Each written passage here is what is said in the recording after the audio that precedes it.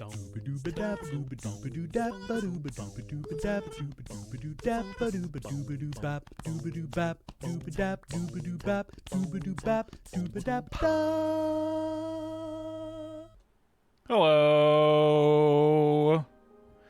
Hey everybody, how's it going? What's going on? Good to see everybody. It's been a while. Haven't sat at this desk for almost 3 weeks, but I'm back. And I figured there's no Good Morning Moonbase today. There's no Is This Your Card today. I do believe... No, there's no... Matt's not doing a bonus stream today. I think that's tomorrow. Either way, I figured... Well, I'm supposed to be streaming today. And I'm here. So...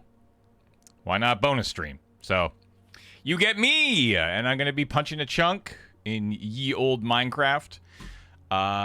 First off, Psycho Boy, welcome back. 90 months. Gosh dang. How's Matt doing? He canceled his bonus stream yesterday. I think he's fine. He was on CTS last night, wasn't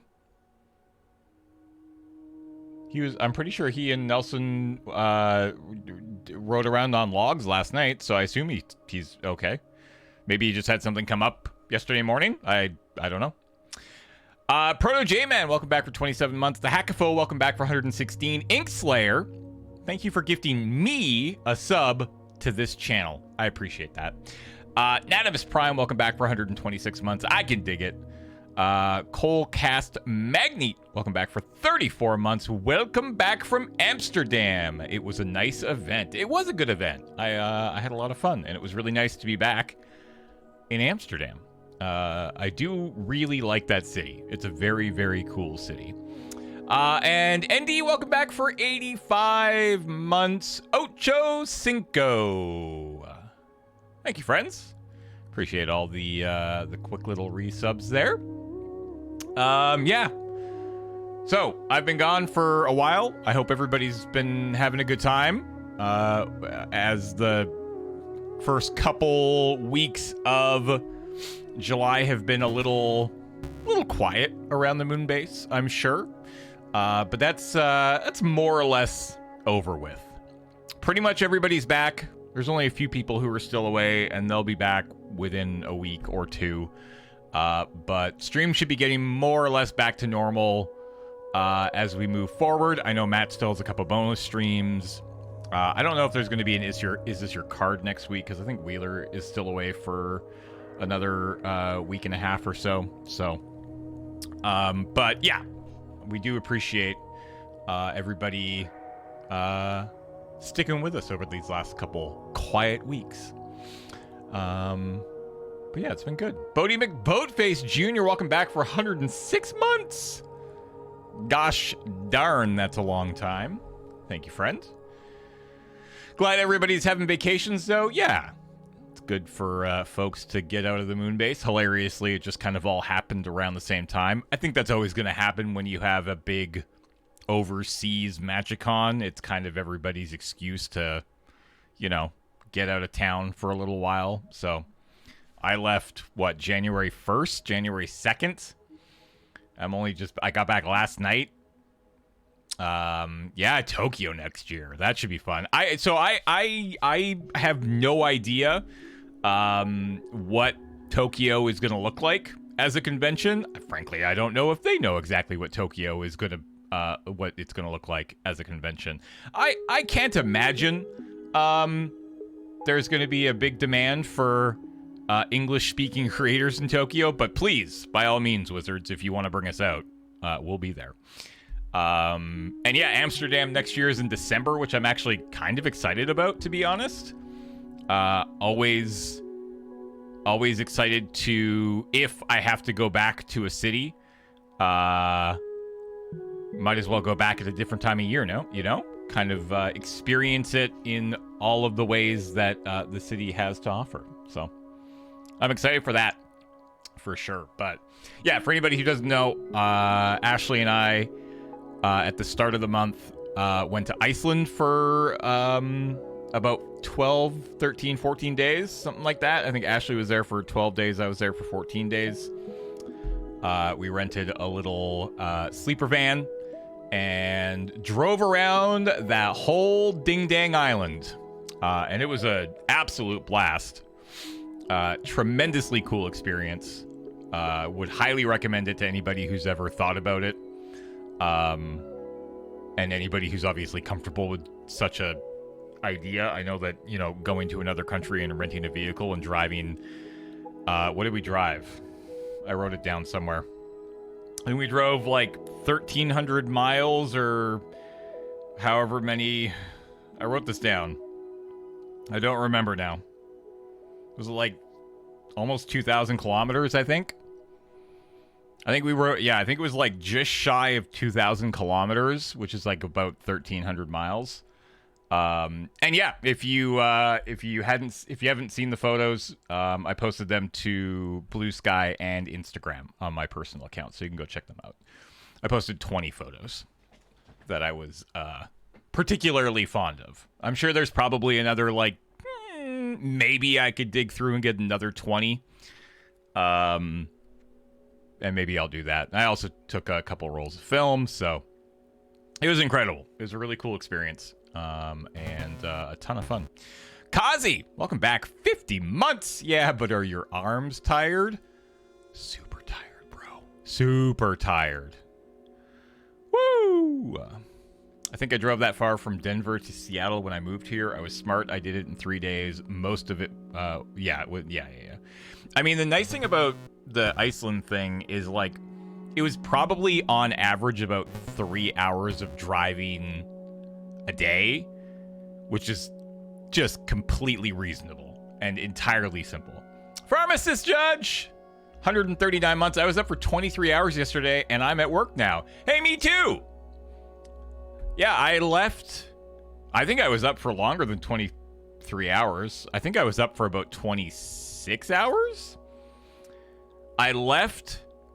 We all piled into a van at 10 a.m.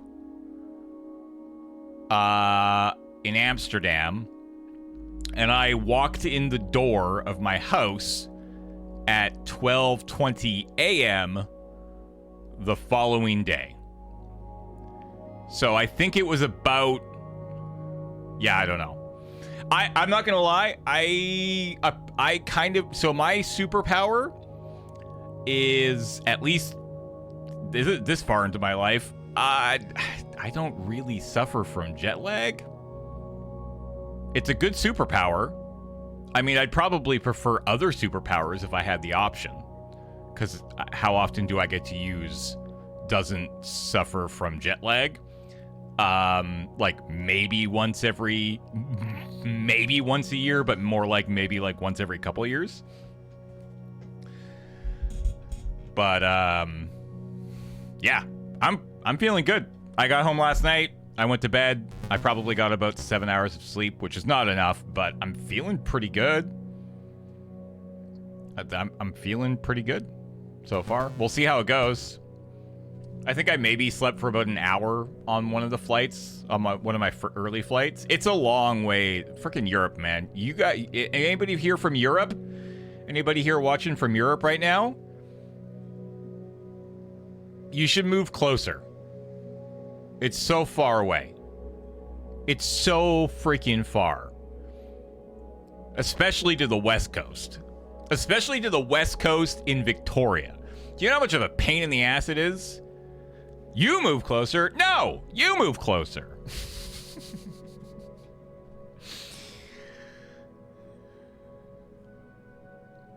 It's so far. It's like 13 hours of flying yesterday. And I booked my flights pretty late. So I had a 2 stopover. I went from Amsterdam to Halifax with like a 4-hour layover in Halifax after a flight delay, which sucked. Honestly, if it had been like a 5-hour layover, I think I might have left the airport, and then that way I could say I have been to Halifax, but I didn't do it.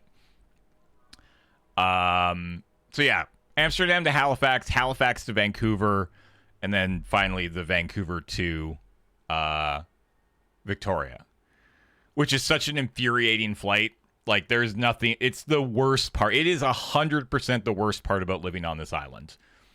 Without question. I mean, cost of living is obviously, like, pretty crappy as well, but it's getting all the way home, getting to Vancouver, and then being like, okay, now I got to get off a plane again and wait in the airport for 45 minutes and then get on a plane again and then fly. I'm not lying. 18 minutes to Victoria and then get off the plane again, and ugh.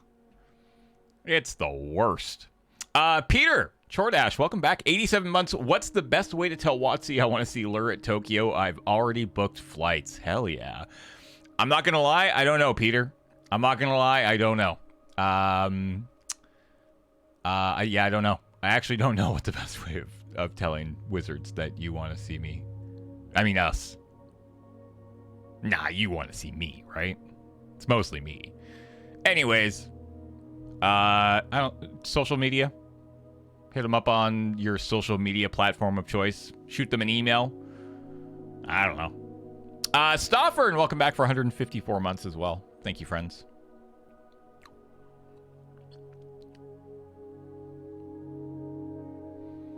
Yeah, leave out the part about having already booked the flight. That's good advice. What you want to say is, I will go to Tokyo if Loading Ready Run is there. Not, hey, I'm going to Tokyo. I've already booked my flights in my hotel. Would be pretty cool if those guys were there. Song R87, welcome back 102 months. Just before I continue AFKing at my shulker farm. Hell yeah. Welcome back. Thank you for the 102 months. All right. Let's dig a hole.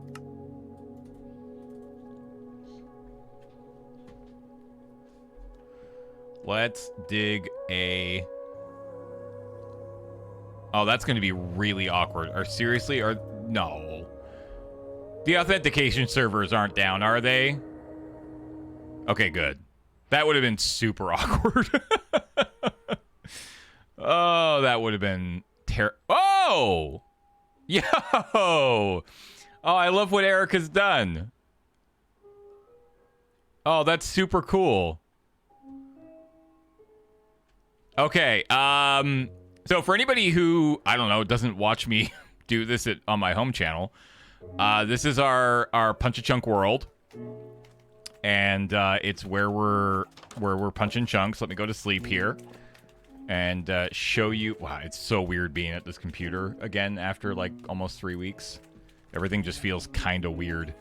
So, yeah. So, that looks super cool. So, wait. Oh, yeah. Kinda. Anyways, I like that... Yeah, she's kind of done the outline. This is super cool. Anyways, for anybody who doesn't know, this is our ongoing Punch-a-Chunk world right now, where we are literally punching out chunks to spell Punch-a-Chunk. If you're wondering why this is upside down, it's because when we planned this out, we didn't do it with this overworld map in mind. We did it with the idea being that, like, this area is the viewpoint at which you look over... like look across and see what everything is, what it says here. So and there's no way to rotate this map, which is deeply frustrating, and I feel like it's a thing they should build into it. Anyways, if you rotate this around, you can see what I'm talking about. So I've been working on the word punch. Rotate no BS. It's such a pain in the butt. I'm working on the word punch. Erica is working on the word chunk, and then in the middle here we have the dash and the A, and this is where we're going to be hanging out today. We're going to be hanging out in this chunk right here. Yep, there's a Desert Bus logo up here. That was made by Trick some time ago. Trick is the other person who pretty actively plays on this server. And so yeah, this is the little world that we've been working in for, oh my god, like over a year now. It's been about a year, maybe not quite, actually. I can't remember. But yeah, I mean, as you can see, making some good progress. I'm quite a bit ahead of where Erica is, although it looks like while I'm away, she went in and did this, which I think is actually really cool. Kind of gives you an idea of what we're working towards, which is pretty cool. So yeah, I figured we'd just kind of hang out and chit chat, and I'd keep punching this chunk, and yeah. Should stats for the stream count on your home channel? Nah, I don't think so. I mean, if you want to keep track, by all means, and then you can share them with Sarah or Malk or Narkuru tomorrow morning when I'm live back on my home channel. But I guess let's just make sure there's nothing going on here. That's been there for a while. There will be a quiz. Yeah, it doesn't look like anybody's really gotten up to much. These are all my slimes and my chickens. This is going to be our little animal sanctuary back here. Yeah, it's a good little world. It's a good little world.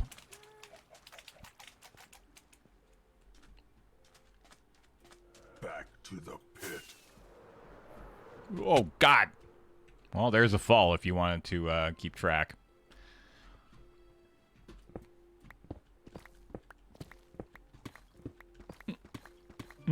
Hey, Dub. How's the music volume, by the way? Can you guys hear the music? Downside is we can't troll James with break bits today. It's true. I mean, you can still give me bits, though.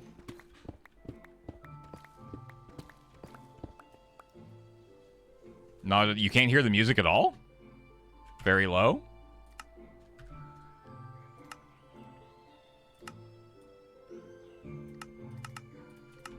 How's that?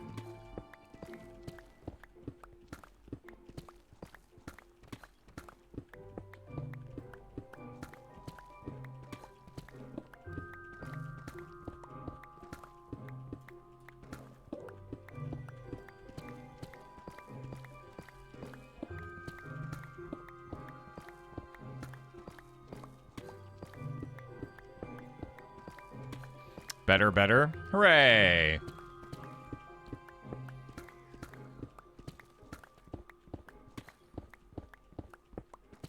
All right, so catch me up. What's been going on the channel since I've been gone?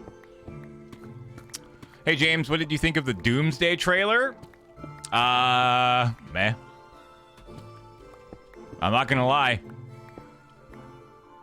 I mean, look, I'm gonna go see it. It's not like I'm not gonna go see Avengers Doomsday, but, I am significantly more excited for Spider-Man next week than I am for Doomsday in however long it is, a couple months. I don't know.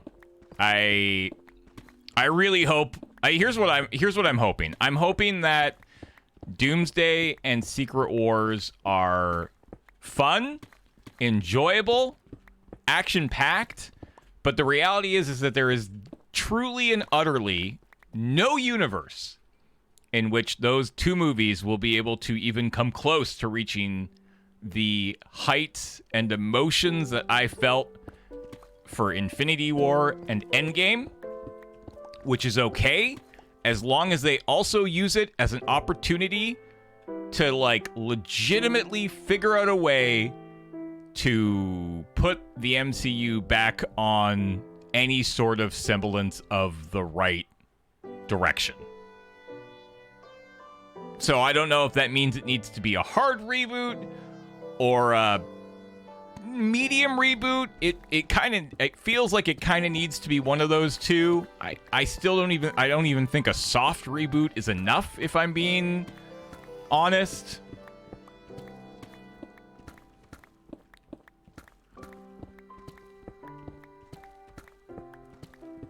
I'm still waiting to see if they're going to hand wave away who's playing Doom or if it's part of the story, unless I've missed them saying something about it. I mean, they're not going to, it's going to be addressed, but I don't know.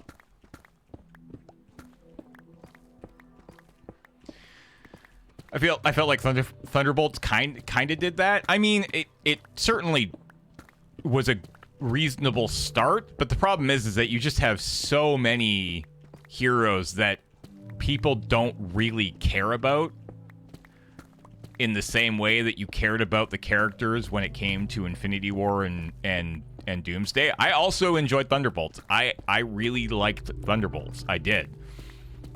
And again, I mean, I don't know. There's no stakes, right? Like, there's no build-up. Like, and look, some of this is, you know, just a crap situation, right? Like, they had a plan with Kang, and it wasn't a great plan, and it didn't feel like it was particularly coming together, and then it got even more awkward once What's-His-Face was out. I don't know. I feel like it needs a pretty hard reset. I think it needs a pretty hard reset.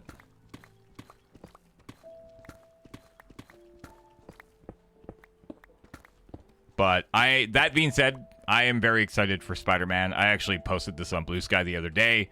I think Spider-Man, for me at least, I know it's not for everybody, but for me, I've felt that Tom Holland and the Spider-Man movies have been probably the overall best things that the MCU has had to offer since Endgame. So, I don't know.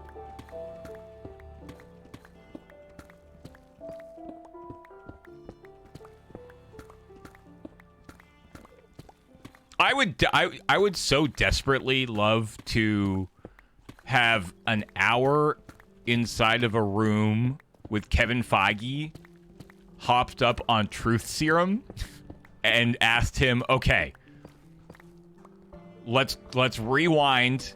You get to do it all over again, starting with post Endgame. What do you do? And I want to hear what he would do. Because he's never going to answer that question truthfully. Right? He's just, at least not anytime soon. Are you following any of the TV shows? I followed some of them. I've watched some, but not all. Certainly, I watched a bunch when, like, you know, in the 2020 to 2023 range, but there are definitely shows that I haven't seen yet. I don't even know what they all are, honestly. At this point, I'd have to go look.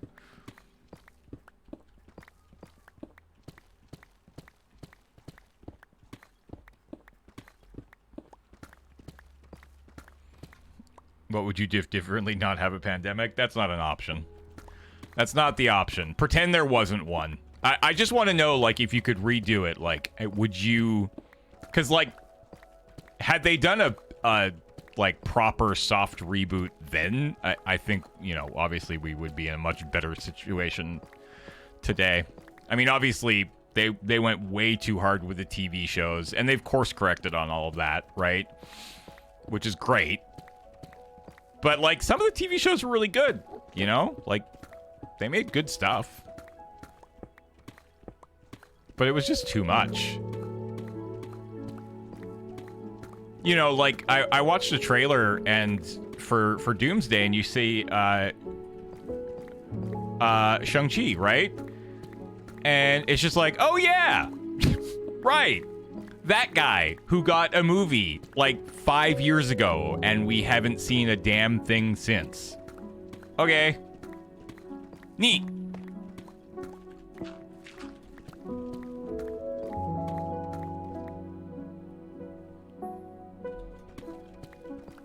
Yeah, I like the movie a lot.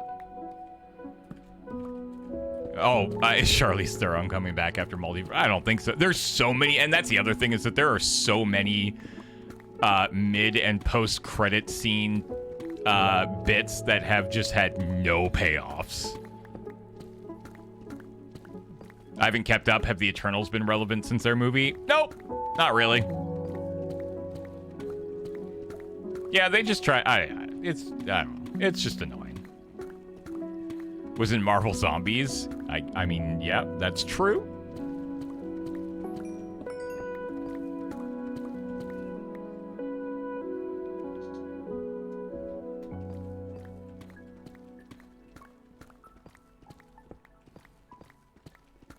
But I'm excited for Spider-Man. I've got my tickets to go see Spider-Man. I think I'm going to go see The Odyssey next week. I'll say this, on our trip through Iceland, at the end of most days, we would kind of like curl up in the camper van and watch a movie on my laptop. And we ended up watching like 8 movies while we were away, which is probably more movies than I have watched in the last year total. Maybe not last year, but certainly this year. And it's kind of reignited my enjoyment of movies. And so I'm going to try to keep that momentum going.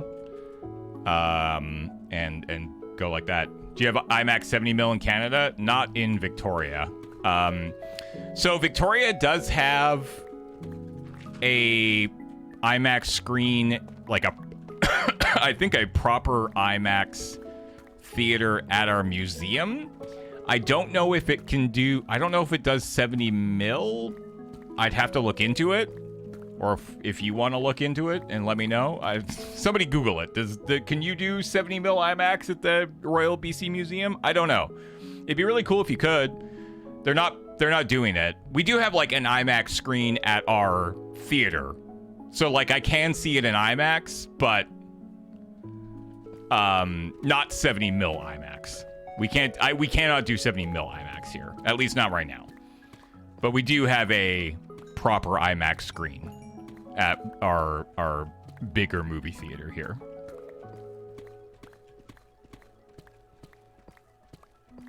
Holy hell, it's getting so hot in here right now. Sorry.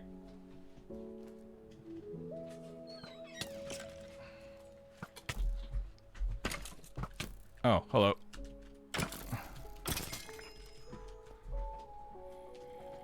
Oh. It's so warm. Hey, Malk. Good to see you.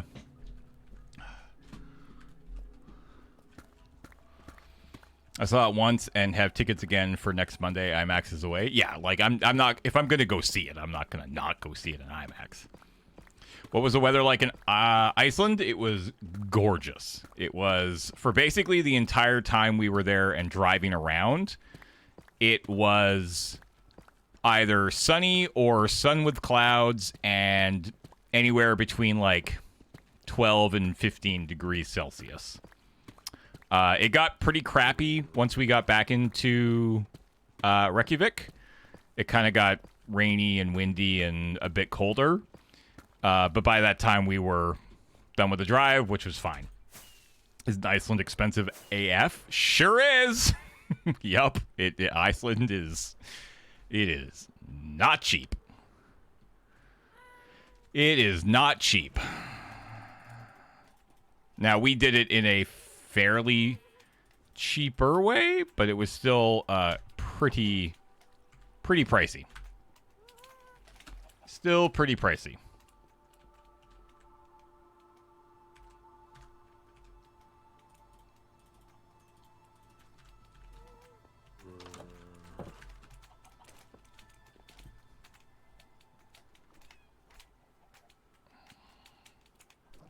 How much was the entire trip excluding flights? I honestly don't know. I'd have to ask my wife. She's the one with the credit card.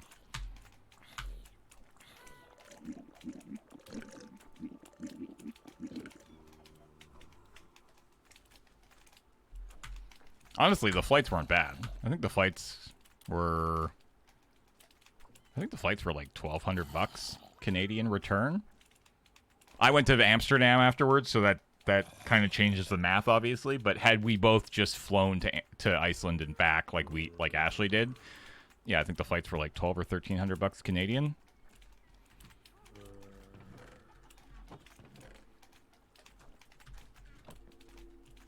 But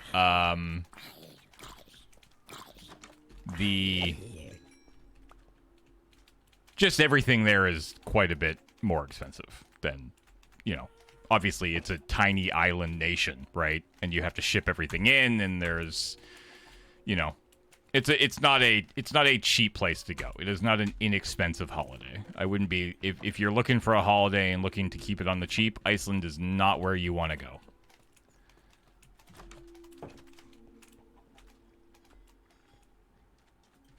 Back to the pit.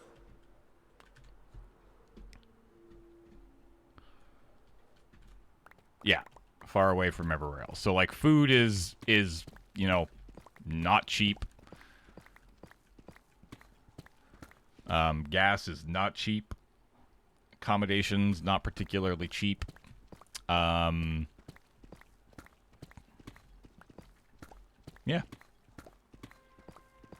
Any Lego sets you really want coming out? I did just see the commercial for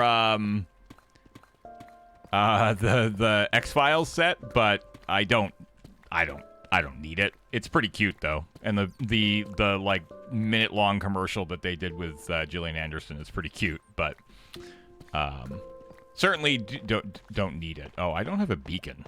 Nah, whatever. We don't need a beacon. We don't need a beacon. It's fine. See a new Avengers movie, a trailer? Yeah, we talked about that already. We actually already talked about that like 15 minutes ago. So rewind the VOD if you want to hear my opinions on that.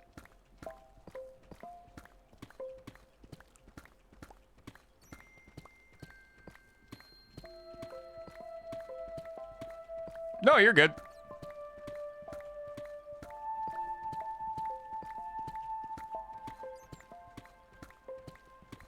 I'm not gonna go over all that again. But my opinions are there if you would wish to hear them.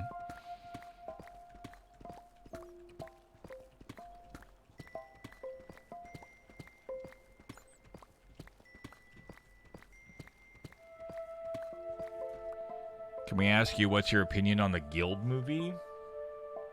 I don't really have one, I guess. I mean, like, I remember watching the Guild 20 million years ago, because, you know, it was a incredibly popular video series, at a time when video on the internet was still pretty young.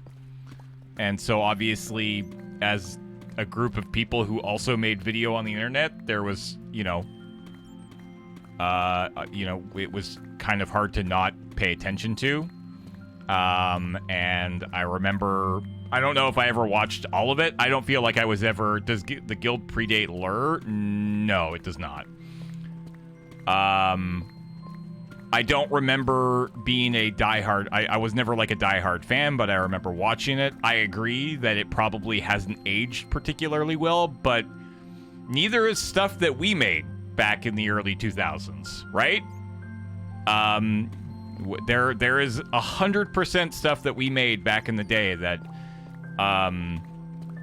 we wouldn't make today. I know Felicia, sort of, kind of. I've had the opportunity to hang out with her a couple times over the years, and she's always been an absolute delight. I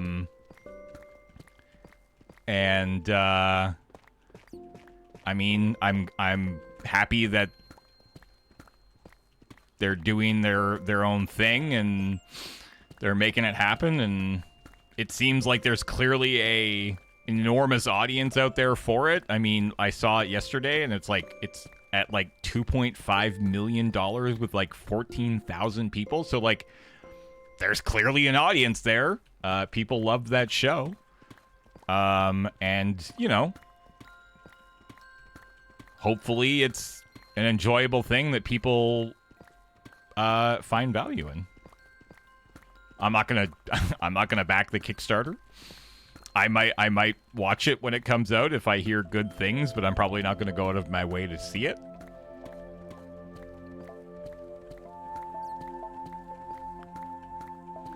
Are we going to use a beacon? Nah.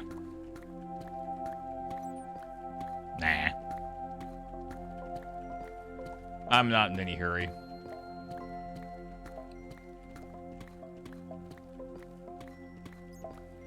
The Guild premiered July 27th, 2007. Yeah, so we predate the Guild by quite a bit. 4 years, 3.5 years. We're really old. We're just tremendously old.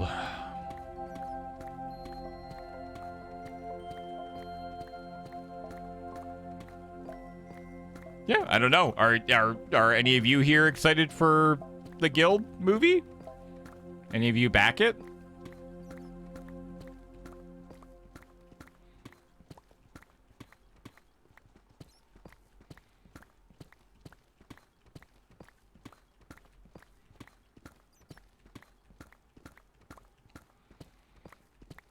You are? Awesome.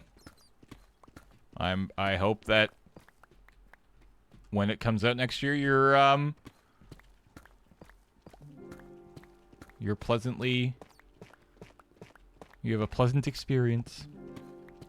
I honestly don't know what the Guild is. It is a comedy web series from the late 2000s, written and starring Felicia Day, about a group of friends who are, it's very like early 2000s World of Warcraft Guild coded. I mean, obviously the Guild, it's just a group of friends being nerds.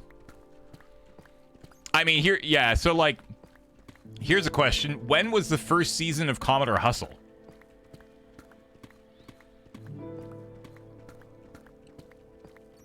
I remember when the Guild was only available to watch on Xbox Live. That's just got to be the most 2008 thing I've ever heard in my entire life.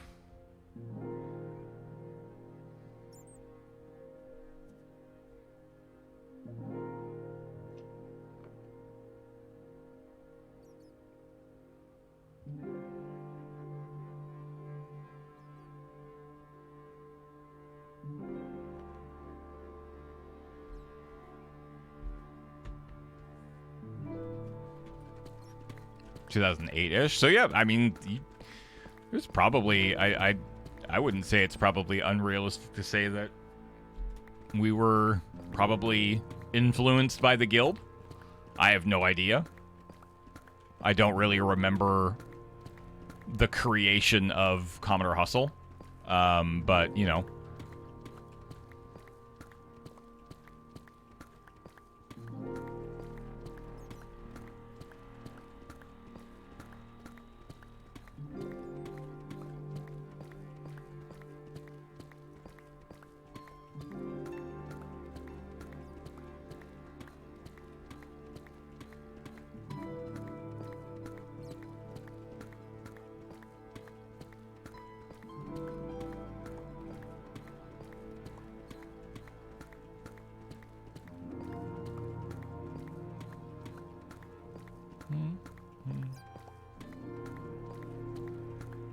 I got all the subs. We're good.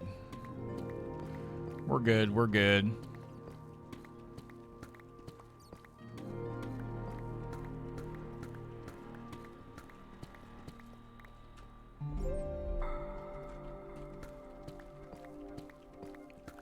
Oh, I'll let everybody know that tonight on Let's Nope, I believe Ben is going to be streaming from home, and he will be joined by Adam, Nelson, and Alex, and maybe other people. I'm not entirely sure. And I think they're going to be playing some more Repo tonight on Let's Nope. So if you are a Repo enjoyer, or at least a Loading Ready Run Plays Repo enjoyer, that's what's coming up tonight.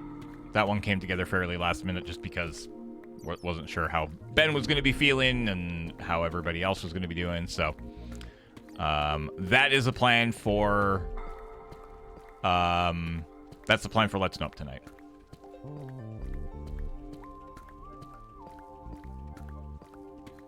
Just like nerd culture became pop culture, it is hopeful to me to see YouTube creators becoming indie movie creators and being successful at it, because that says to me that YouTuber as a group of creatives are no longer the outsiders scratching at the door. No, I mean, I actually don't think YouTubers have been scratching at the door for some time, and honestly, probably maybe for better or for worse. But I think that we have existed in a world where YouTube is just as much a part of the mainstream as anything else.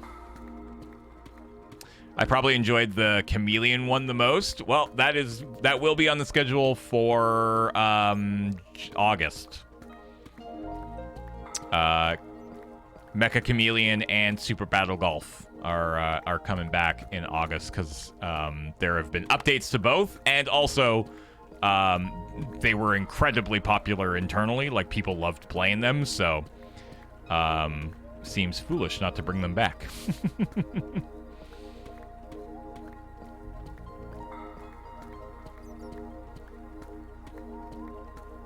Children don't watch as much TV as they do watch YouTube. I don't watch as much TV as I do watch YouTube. Also, old Hollywood got gutted by private equity, and more things shoot in Vancouver or Atlanta. Apparently, I was actually talking to a friend of mine in Amsterdam over the weekend who works in the film industry, and apparently even Atlanta is kind of dying. Vancouver, however, is doing pretty good. So, hey, that's cool.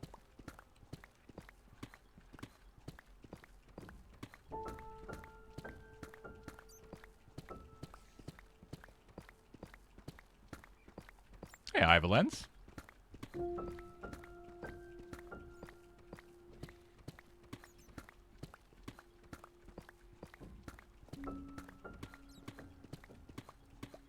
I still watch a lot of TV. Twitch.tv/loading ready run, that is. Hi-yo.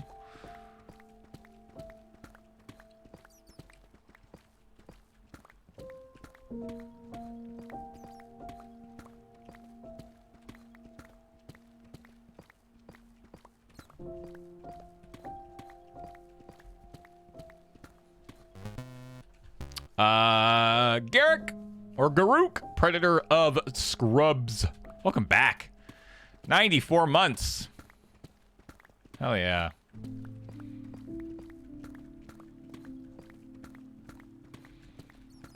I saw a new repo style game advertised where you're trying to fly a commercial airline.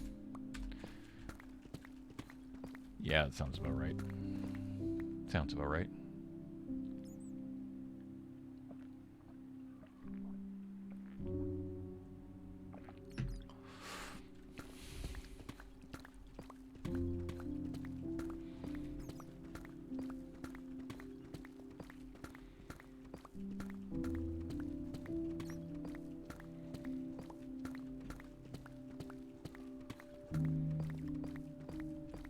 Yeah, Frog Squad is on my list, Dalrent.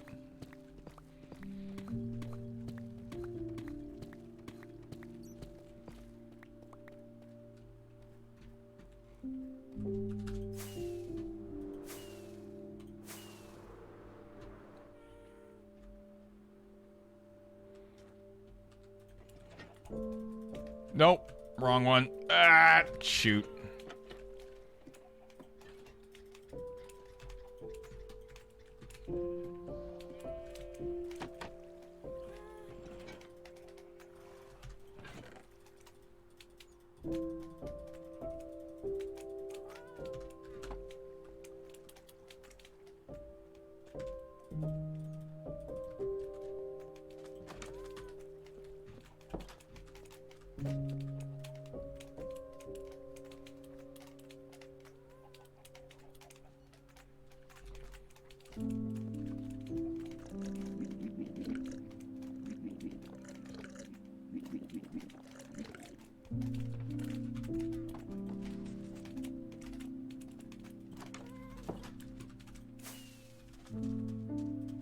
Back to the pit.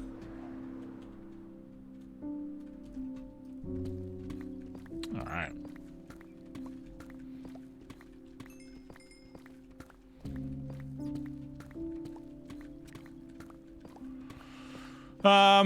What else is going on?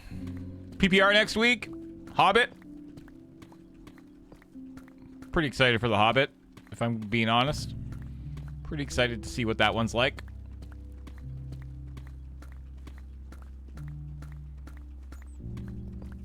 Pretty excited to see what the Hobbit's all about.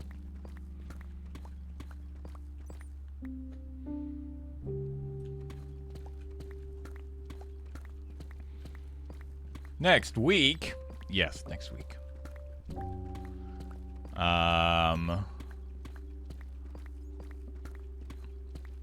Oh, that needs to be updated. TXC2, you want to update that?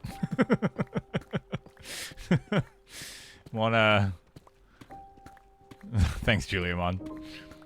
I meant to do that this morning. My brain's not quite back at, well, let's be honest. My brain's not quite back at even 50% yet, but, yeah. I meant to update that one.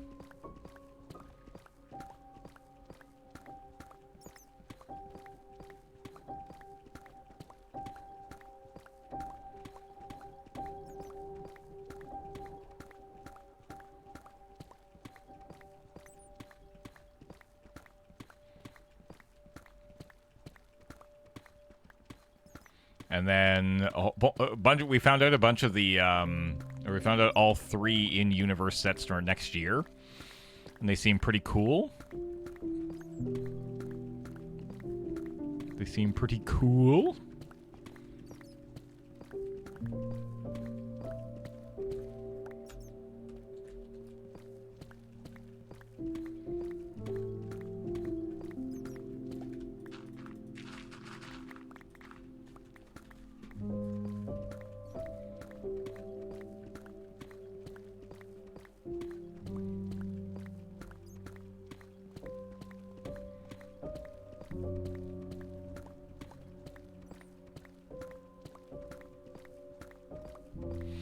I'm a bit mixed on the Kaiju versus Mecha, but Zelfir seems spectacular, and Noctis is promising too. Yeah, I'm actually pretty excited for the like Ikoria crossover Kamigawa. I don't know. I think that could be kind of cool. I'm hopeful. I think that's kind of neat, but I guess we'll obviously have to wait and find out. But yeah, the 2 new actual sets look super cool. And just talking with some people in Amsterdam at WotC, they're all pretty jazzed on both, or all 3, honestly. They're pretty jazzed on all 3, so I'm really excited. How many sets are there a year? So this year there's 7, but next year we go back to 6. So that next year there are 6. And 3 of them will be in-universe, 3 of them will be universes beyond, and I would assume, and I truly don't have any sort of insider information here, I would assume that's probably where we're going to be going forward.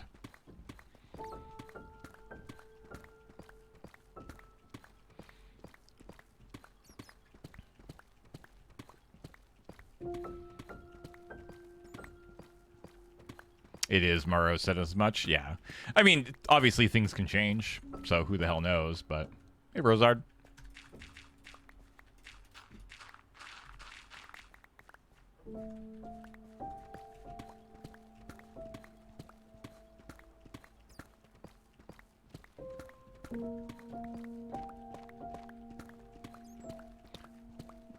Maro said a lot of things about UB stuff, but no, most of them are no longer true.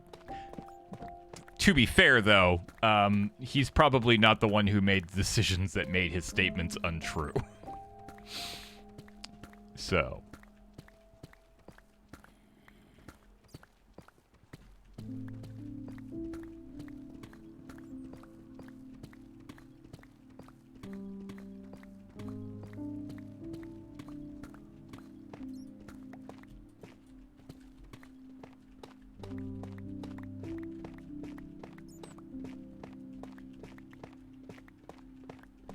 Yeah, that's fair.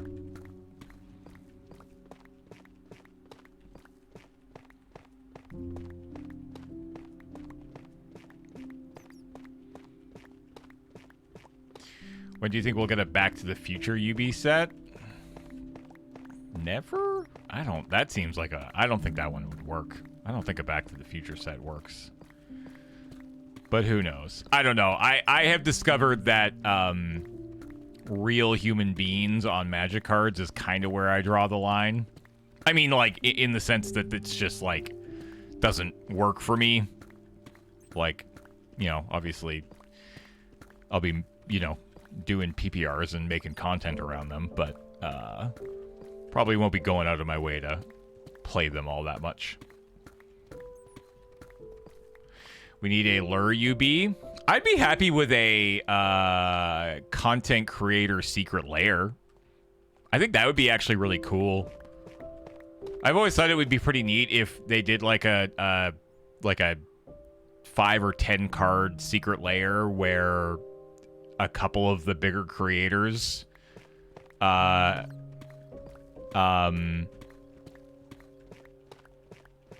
get to like choose what cards they want to print and like the art direction that they want to go in and stuff like that. I think that'd be kind of cool. Obviously incredibly selfishly. Obviously. But like, I mean, that'd be kind of cool.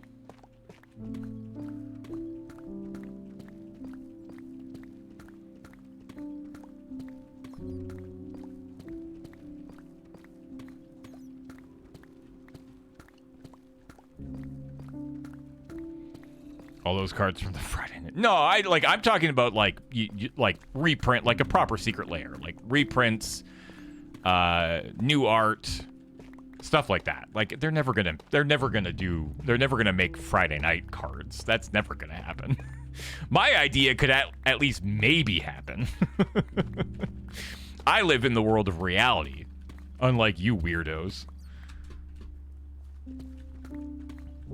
M15 did have those guest designed cards, so it's that. Yep, it's true. It's true. Prof guest lecturing at Strixhaven, lure coming dead last, and the ether drift driving. Yeah, that would actually be hilarious. We live in the Echoverse.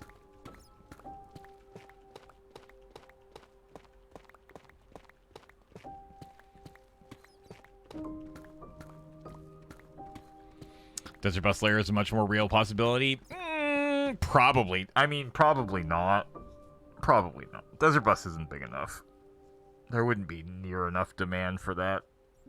I'm not saying it wouldn't be cool, and I'm not saying I wouldn't immediately say yes, but I wouldn't hold your breath on that. Again, I think for the 20th they could. Well, I mean, that would probably need to have been started working on by now. Desert Bus 20 isn't like, what, 3 months, 4 months? Like, I genuinely believe my idea is at least possible. I've never heard any chatter about it, but it would be cool.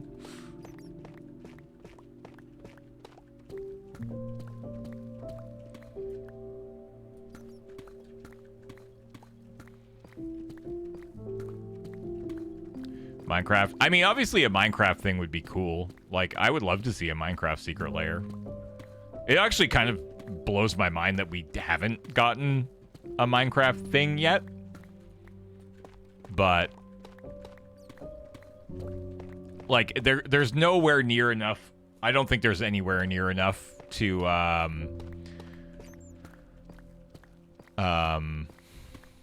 get a set out of it, but certainly a secret layer makes sense. I could see a secret layer being sent, like, because like even if it was like an art, whoopsies, sorry, even if it was like a equipment based set, I think that could be kind of cool, you know. I think that would probably work fairly well. Yeah, Notch did design aggressive mining. Ooh, diamonds. Ooh, diamonds.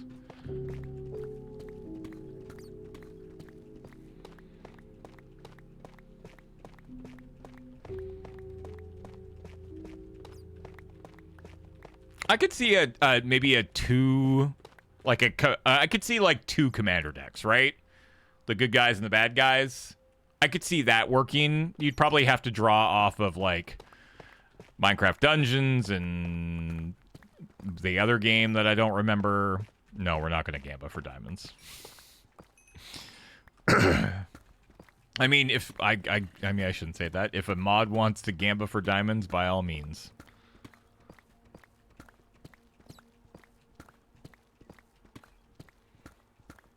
Yeah, Malk has no power here. It's true. Hermitcraft secret lair? That would be wild.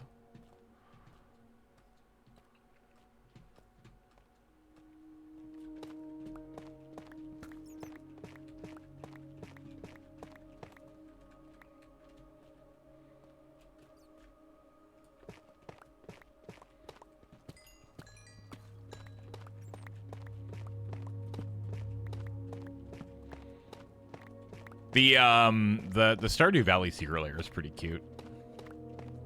They had a little activation going at Magicon for that, where you could like wait in line and like trade. I think it was like you had to trade like full art foil lands or something like that, and you can get like a cute little tote bag and like a postcard or something.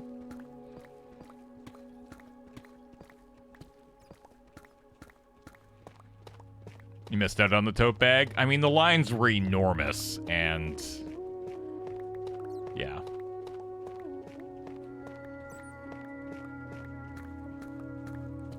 Juliamon, do you want to do a Gamba? Okay, so the way the Gamba works here, friends, if we want to do this, which we can, the way this works is you can see that there are 2 diamonds visible. You know what? Actually, let's do full... we're going to just do full knowledge Gamba. All right, this is full knowledge Gamba. Okay. There are 4 diamond blocks that I am going to punch with a Fortune 3 pickaxe.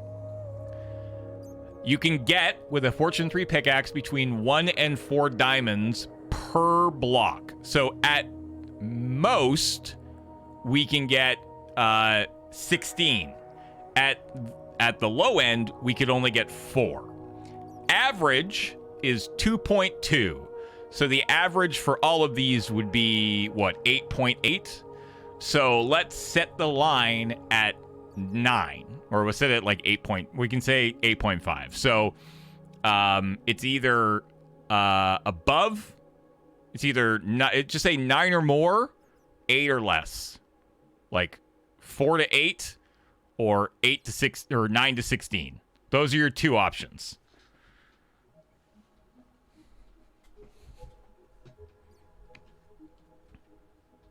All right.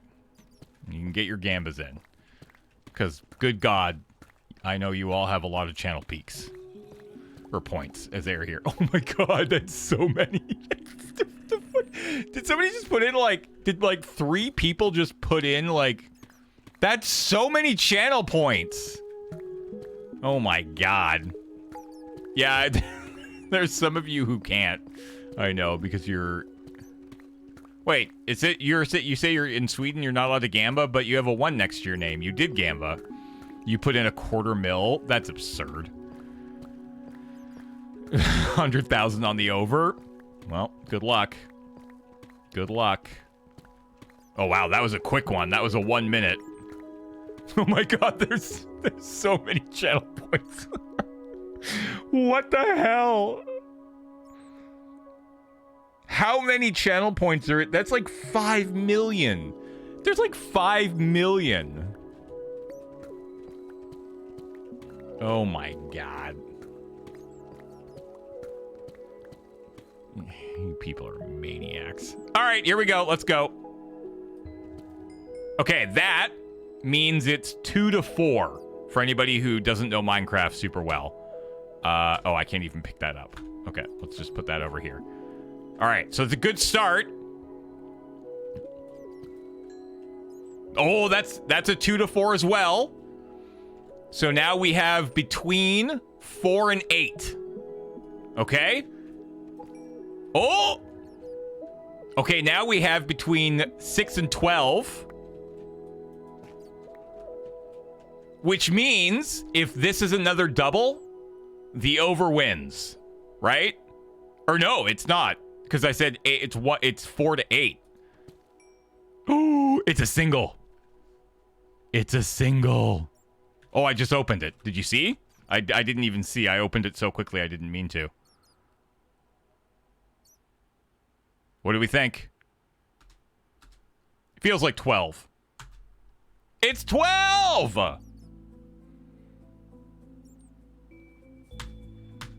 Over's got it. Congratulations, Overs. You are the winners. Enjoy your winnings. That's so many freaking channels. Oh my god.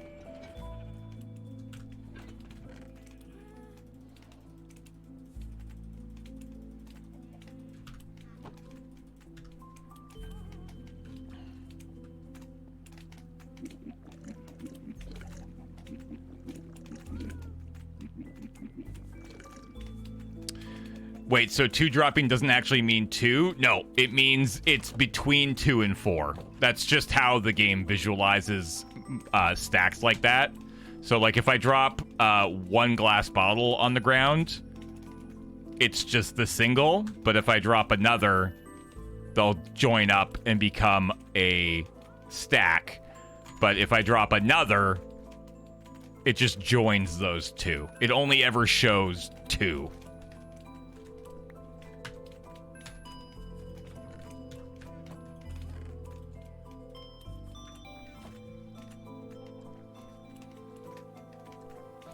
Unsubbed, unfollowing, uninstalling Twitch, deleting Chrome, burning hard drive.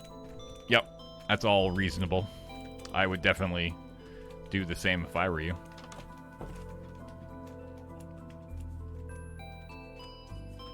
Back to the pit.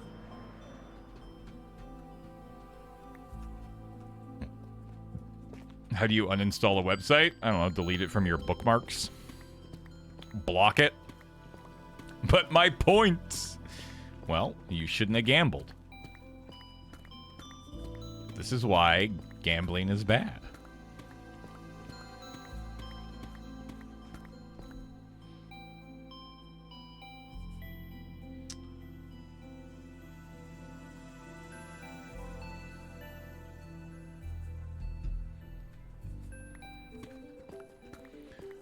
Can I request an overhead shot of Chunks when you next leave? I can just do it right now if you want.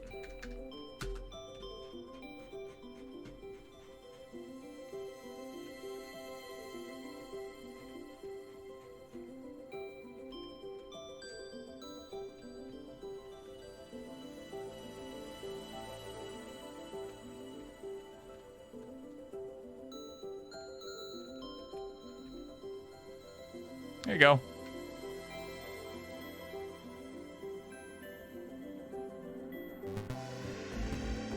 Just Herbie, welcome back. 101 months. God dang.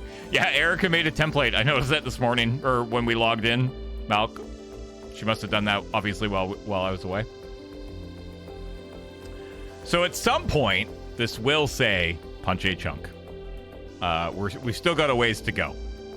We've still got a ways to go.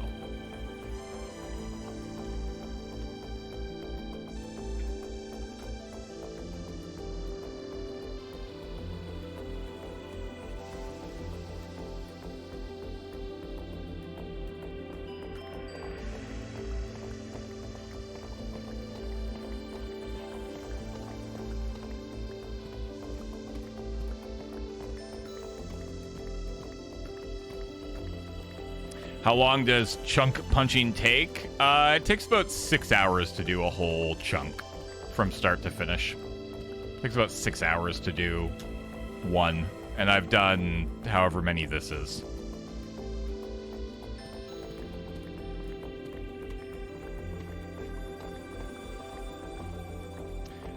And that's with like best tool available and a beacon turned on. So the way that I do this on my home channel is from the start until layer 0, I punch it without a beacon turned on, and then once we get down into Deep Slate, I turn the beacon on, and I'm also doing it with a efficiency 5 pickaxe. So it's the fastest. It's not the fastest you can do it. If you had a beacon on for the first half, that would all be like mostly insta-mine, which would make it go a lot faster, but we're not really here to punch chunks as quickly as we can. We're here more for the vibes, so it takes about 6 hours. Takes about 6 hours.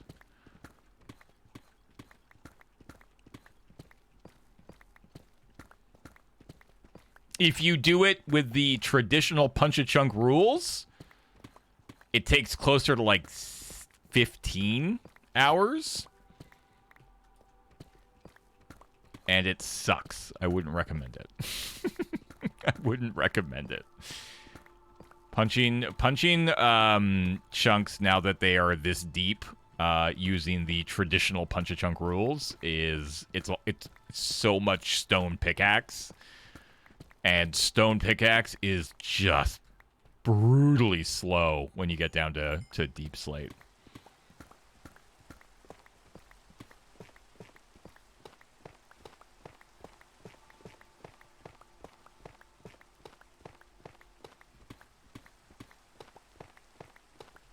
How dare Minecraft ruin our meta? Yeah. Good point.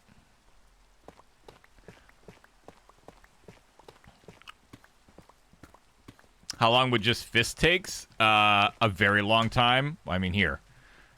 So time that. Let's time this and go. 1, 2, 3, 4, 5, 6, 7, 8, 9, 10, 11, 12, 13, 14. It's about 14 or 15 seconds. 14 seconds. Multiply that by 256, and then multiply that by 128. A long-ass time.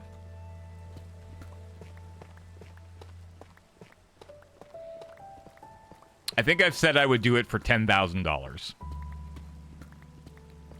I think I said I have said that I have gone on the record saying that I would truly and honestly punch a chunk for 10 grand.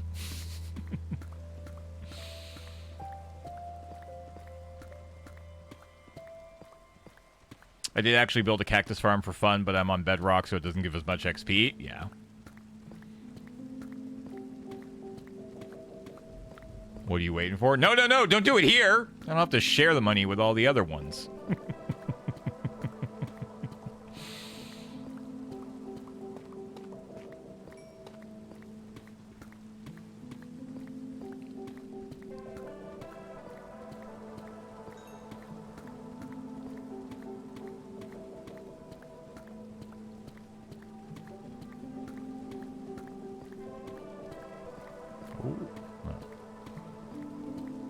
Subathon? Yeah, the subathon is actually now just me punching a chunk. The subathon is now everybody gets a week off, and all you get is just me bare knuckle boxing a million blocks in Minecraft.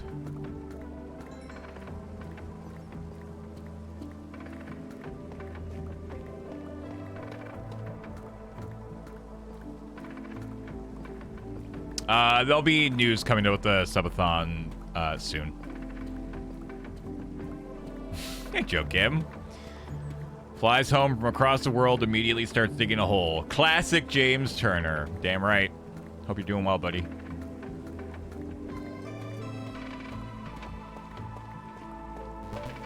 Word Mogul. Welcome back. 91 months. Chunk a punch.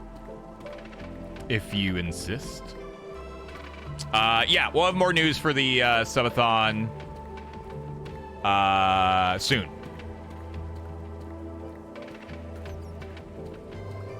Just with everybody being away recently, and I mean, that's the big reason, honestly. Just the first, 3 weeks of July have just been a bit of a blur and not a lot of people around, so hold tight. We'll announce something about it soon.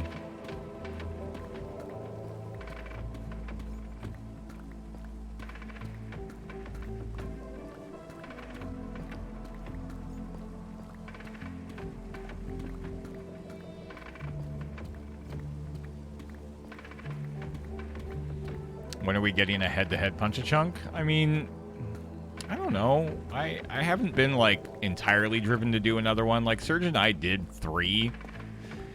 And I feel like we've kind of covered all the ground there is there. We've talked about, another big team one.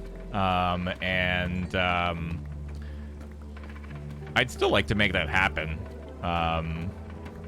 It's just a matter of sitting down and actually getting it organized. I don't think there's a tremendous desire to do another head-to-head, but another like 2v2 or 3v3 could be kind of fun.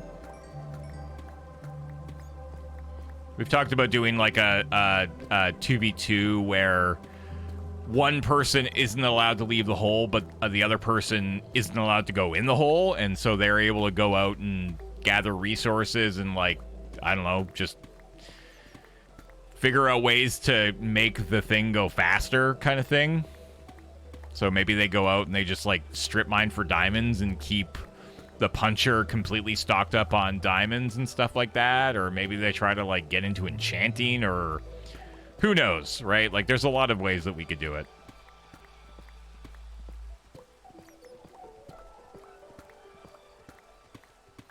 Get a beacon. I don't think that would work. I don't think that's fast enough. Getting a beacon is, it's a lot. Getting a beacon is so much. Like, I don't know how quickly you can speed run a beacon, but I don't think it's going to be worth it, honestly. Like, I think speed running, like, efficiency 4 would probably make more sense. I don't know. I think it would be more efficient to just keep the digger supplied with diamond pickaxes, right? I think that's probably just... And that's the problem, is that I think that is probably the best use of the person outside the chunk's time, is just make sure that you have a diamond pick at all times. I think that's going to be easily the most beneficial thing to do.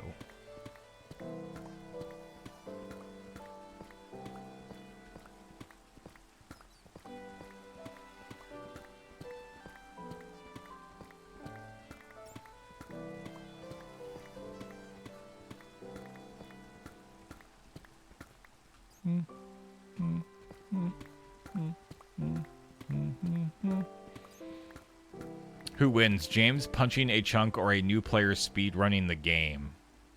Oh, am I punching the chunk from start? Okay, so this is actually that's a really interesting question.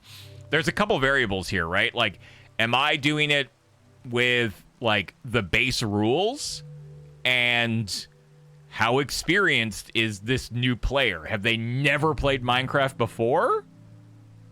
Or can they look at, like, can they, like, do research on the other screen while they're playing? Because, like, if it's a new player who has no idea, and they aren't allowed to research, they are not beating the game.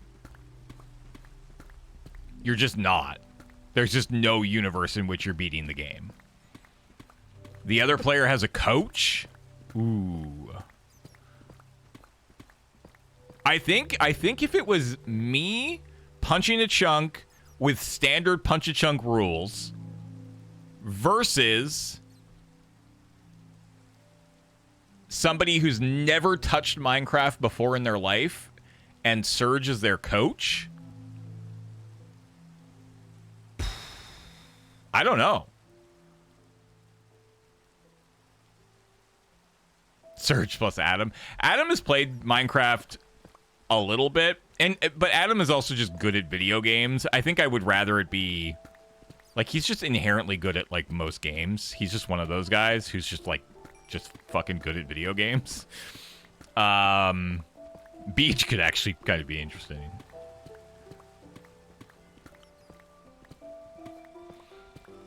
That could be kind of a lot of fun, honestly. I don't even actually know if I need to be doing it from scratch. Like, I think if you just gave me like a chunk in this world and I had all the tools I had on me and it would take 6 hours, because like I'd like to think Surge could coach a newbie through to fighting the dragon in 6 hours. Like, 6 hours is a decent amount of time to beat the game, right? No seed lookups. You can't cheat. You can't use chunk base or anything. You have to find the the stronghold.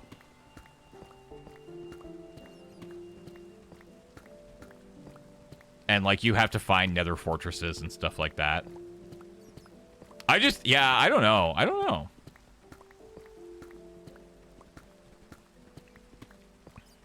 I like this idea though. I like the idea. I think it is a multi-day thing, 100%, because I think you would probably just, like, I think the new player would get kind of burnt out, right? Sitting there just trying to, because, like, also, like, here's the thing about Minecraft. It's a lot of combat to beat the game, and combat in this game sucks. It's terrible. Hey, Matt.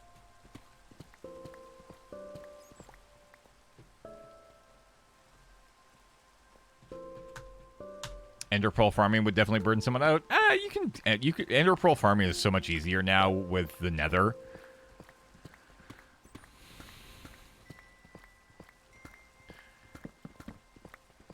It's just like I could see the person dying and losing all their stuff a lot, you know? Like even with if we say for instance it's Surge doing the coaching, like that's a lot of knowledge, which is great, but it doesn't translate to, you know, immediate skill in the game, right? And like one wrong step in the Nether and you're just dead. And if you didn't set yourself up in a way that you can easily get back to your stuff, and you just lose all of your stuff and you have to start from scratch, that, I mean, we've all been there. It sucks. Yeah, or if it burns, like if you're just grinding to get the blaze rods, I mean, the blaze rods is harder than the ender pearls. Honestly, I think the blaze rods is maybe the worst part. I would put money on blaze rods being the worst part of that experience for a brand new player. The dragon fight would be tricky, but it's not like especially hard. It's not especially hard, the dragon fight. It's just kind of a pain in the ass. Like, and again, you can set yourself up with the dragon fight much better, I think, than you can set yourself up with farming the frickin' blaze rods. Miss Bourne, welcome back. 95 months bonus stream sub. Thank you, friend.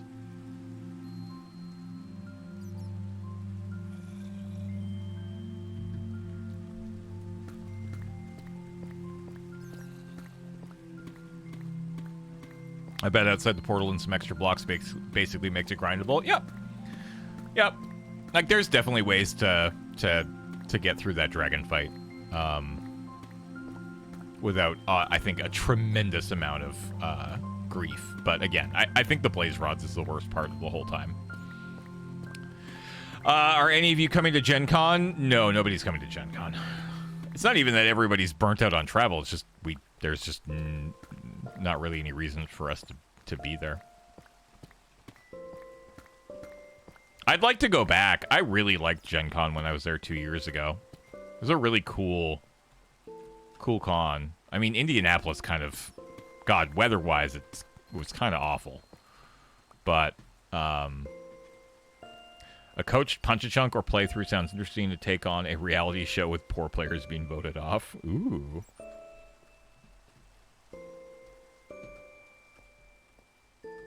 That's true. There could be ways of doing boons and banes still, which could be kind of interesting. Although I feel like if you did a boons and banes thing for this one, and it's me versus a newbie with Surge, like I'm losing every single one of those, right? Like you're not going to give... none of you are going to... yeah, most likely. Like I'm not winning a single one of those.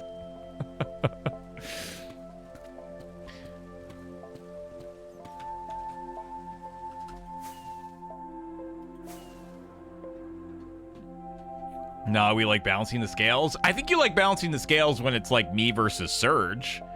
But I think if it's me versus a newbie, I think you're just gonna give the newbie the win every time.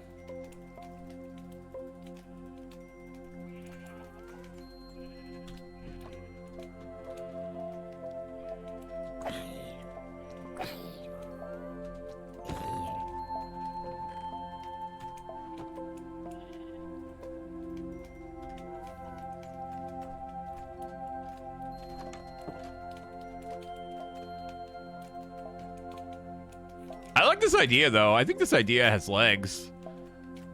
I like the idea.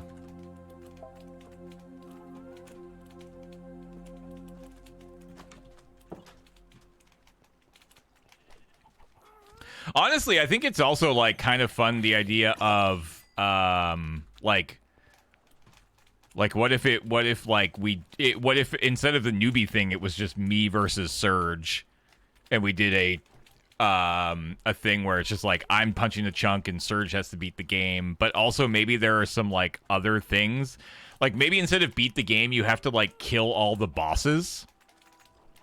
That'd be kind of neat. Like punching a chunk and then instead of beating the game, Surge just has to go out and beat the game, but also kill the Wither, kill the Warden. You can cheese it. You could cheese it if you want. It's pretty easy to cheese most of them, right? You can cheese the Warden pretty easily. You can cheese the Wither pretty easily. Is there another one? Who else am I missing? Is there another boss that I'm missing? Back to the pit.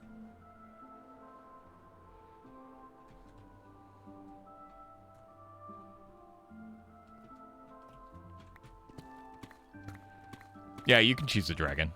You can cheese the dragon, you can cheese the wizard. Elder Guardian. Thank you. That's the other one. Yeah, Elder Guardian.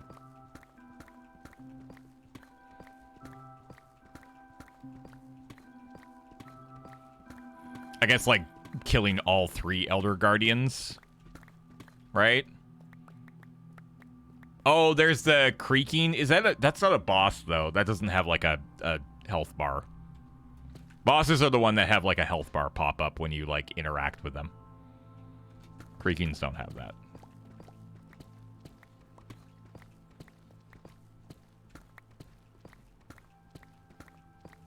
Okay, we really can't break our pick. I don't want to break my pick off my home stream. I'll never hear the end of it.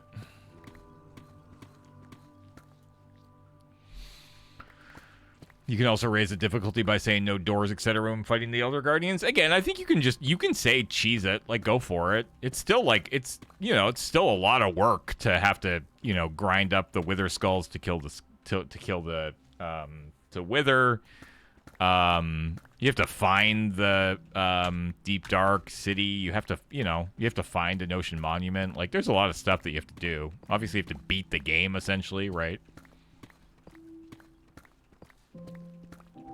Oh, the Elder Guardians don't have... Oh, I guess they don't. Right, you're right. No, they don't have health bars. Only the Wither, the Ender Dragon, and... Does the... Oh, it's only the Wither Dragon, or the Wither and the End Dragon, right. Even the Warden doesn't have a health bar, I guess. I would still say we have to do it. I think it would be interesting to say you have to kill... I really like the idea that you have to kill, and maybe in order, you have to do it, like, in a specific order. Where you have to kill the 3, you have to kill 3, or you have to kill the Guardians in the Underwater Temple, or whatever the hell they're called. You have to kill the Warden, you have to kill a Wither, and you have to kill the Dragon.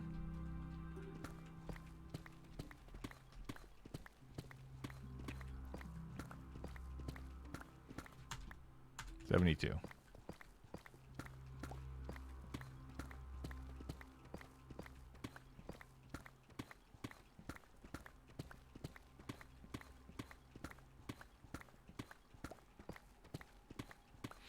The game goes out of its way to tell you there's no reason to kill the Wardens. Yeah. It's really easy to kill the Wardens, though. You can box them in pretty easily.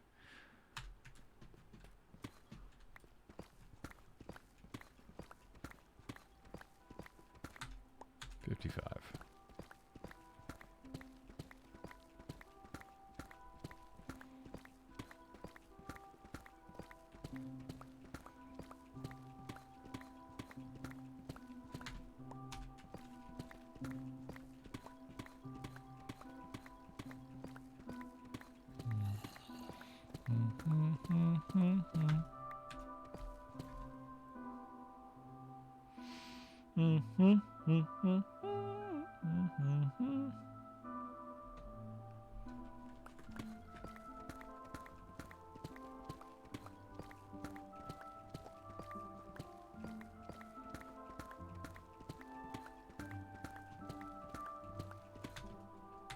Anyways, I like these ideas.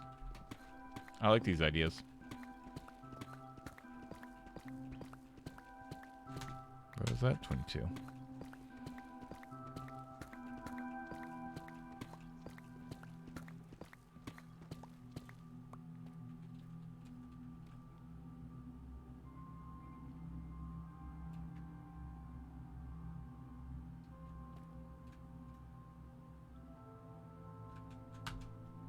Uh, 18, 17, 16, 15, 14, 13, 12, 11, 10, 9, 8, 7, 6, 5, 4, 3, 2, 1. Do I, what? Do you like my idea, James? What was your idea, Matt? I didn't see. What did you say?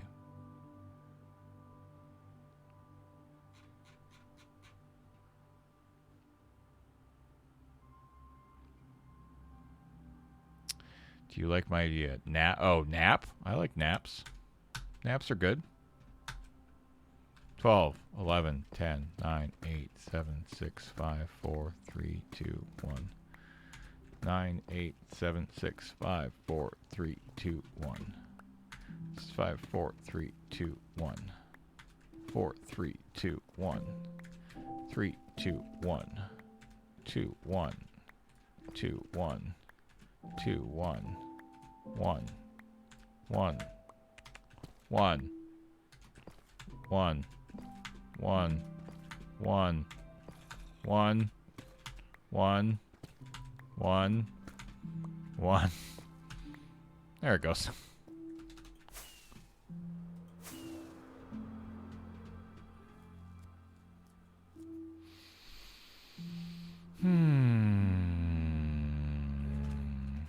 I'm pro nap. I don't take a lot of naps, but I'm pro nap.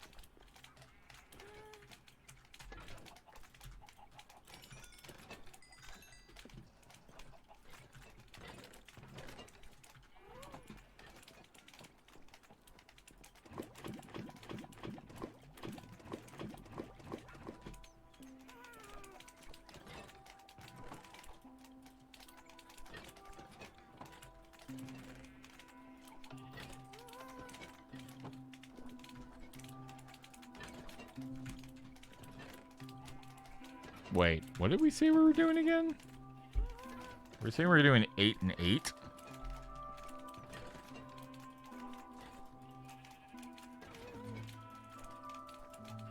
I think we changed this just before I left, and I don't remember what we changed it to. Let's go 8 and 8 and see what happens. Wait. 9 and 9? No, that's too many.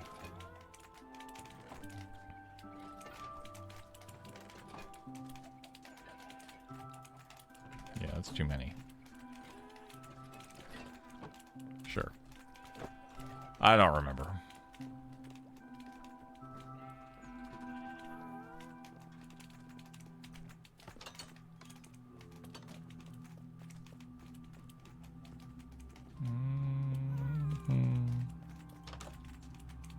Yeah, some said 9 and 9, but that's too many. I think we went 8 8. I don't know. Back to the pit. I'll do 8 8 and see what happens.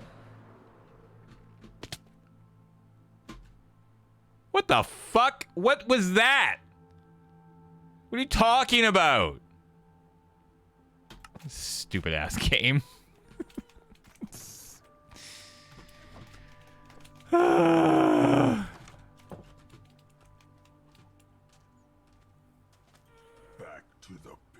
No, I didn't take off my elytra. I just hit the ground with too much force.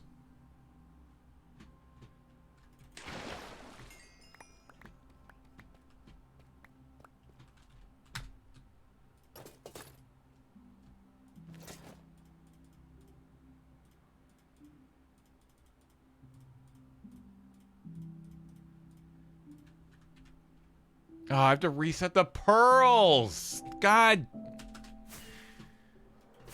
No, I'm not resetting the sign. The sign doesn't count. None of these stats count. I'm making that executive decision. I don't want to reset the sign. The pearls I do have to reset. Damn it. No, don't make me. We'll have a discussion tomorrow morning. We can discuss tomorrow morning.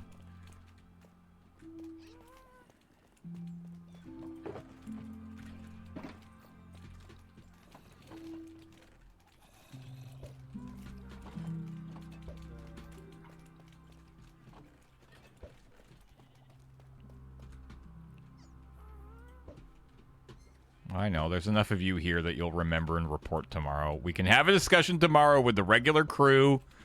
And if you all want me to reset the sign, I'll reset the sign.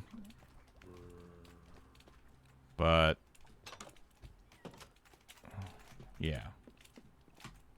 Also, come on, why did nobody acknowledge my sick clutch? Nobody even said sick MLG bucket clutch, James. Why are we floating ender pearls? To keep chunks loaded. This sign.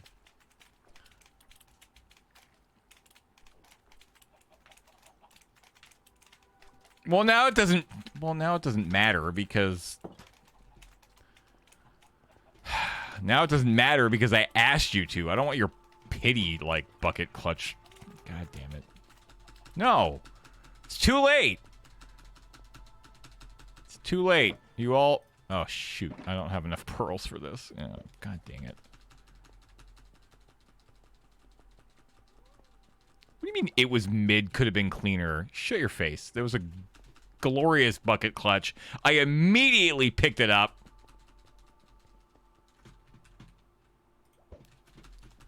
Could not have been a better, more clean bucket clutch. Are there pearls here? Dang it. I need a pearl. I missed the clutch. Can you do it again? Probably not. Honestly.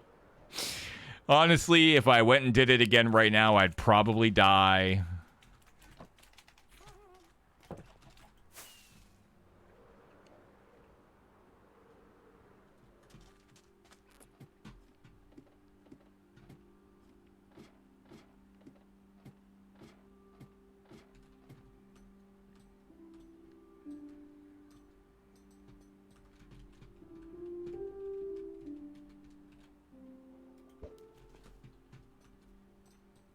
Is there enough storage?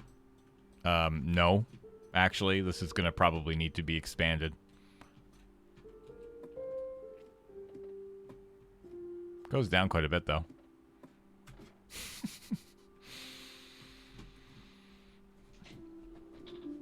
Next season, the plan is to do a 100% compact shulker loading storage thing, where we're gonna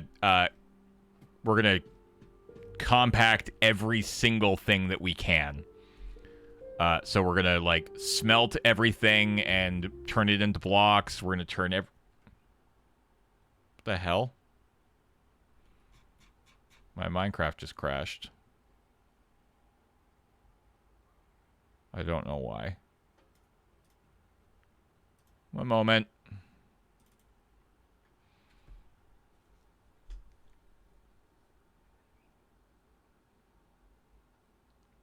Never seen a Minecraft stream project like this before. How did the Ender Pearls work as a chunk loader? So basically, you throw an Ender Pearl in a bubble column of water, and it keeps it, because the player threw it there, it will keep that chunk loaded whenever that player is online. So, like, when I went offline there, if somebody else had been on the server and gone to where I threw all those Ender Pearls, they would be gone. So as long as I am online, the chunks that the pearls are floating in stay loaded no matter where I am in the world. The internet is down on the entire west coast of North America, James. That's why your Minecraft crashed? Then how the hell are you talking to me in Twitch chat? How the hell did I just reconnect? You're going to need a better story.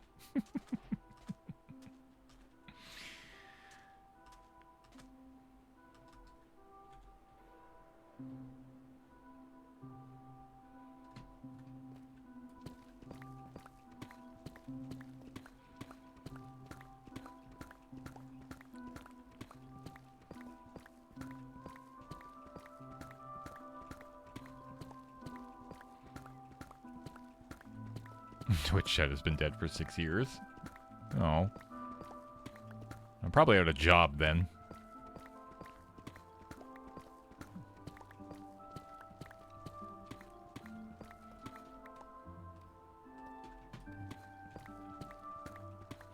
Hosk, how's your golf? How's your golf, Hosk?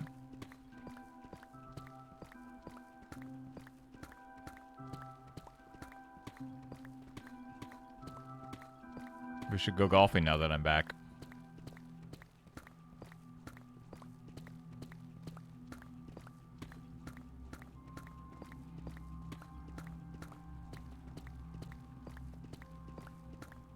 We're all very dedicated fan ghosts.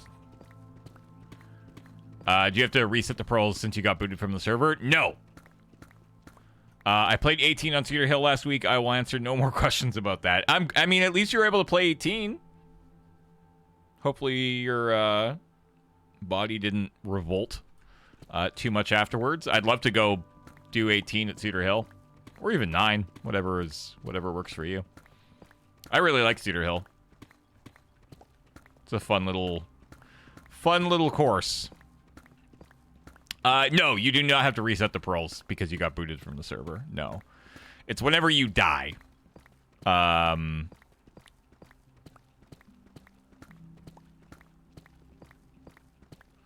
2 pars, 1 birdie, 6 bogeys. I mean, that's pretty freaking good.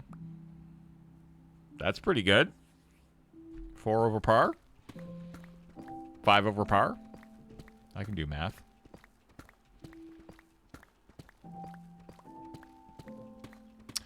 Yeah, no, the pearls only go away if you die.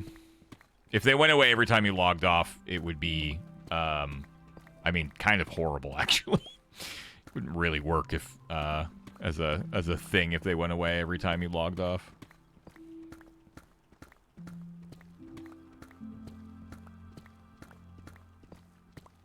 Yeah, I hit 2 pars, 1 birdie, 6 bogeys. The birdie was actually a bird. I got a triple bogey on that one.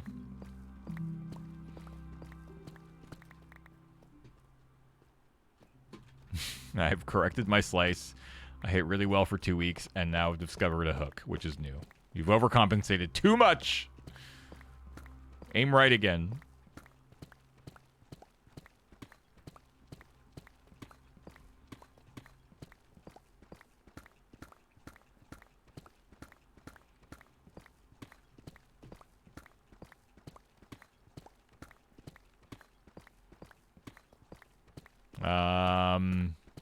Who's seen the Odyssey? Trying to think of a new topic for conversation. Who has seen the Odyssey? What did you think? I haven't seen it yet. I plan to. Sometime in the next week or so. Yeah, you don't need to spoil it, obviously. Although, it is a 3,000-year-old poem, so... kind of hard to spoil it. I saw the Wishbone version. Does that count? Sure. I read it a while. So just has nobody actually seen it? I mean, everybody went for the joke answer, which I appreciate, but has anybody actually seen the new movie? It was fine. Wow, Joe Kim coming in with a hot take. Literally everybody I do know who has seen it has said it's incredible. Joe Kim coming in with the ... fine. I have a toddler. Movies are hard these days. I hear that, especially 3-hour-long movies. Ooh, Steve Stein coming in with the it's incredibly fine. All right, all right.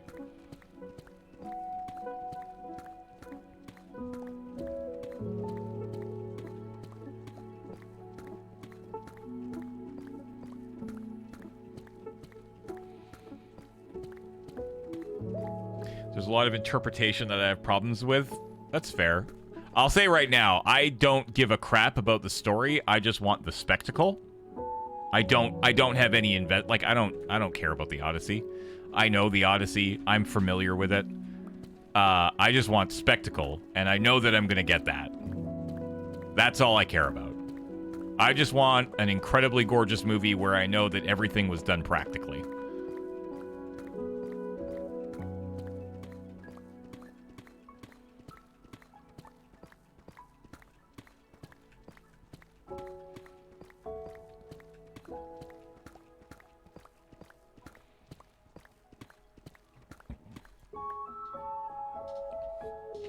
Ugh.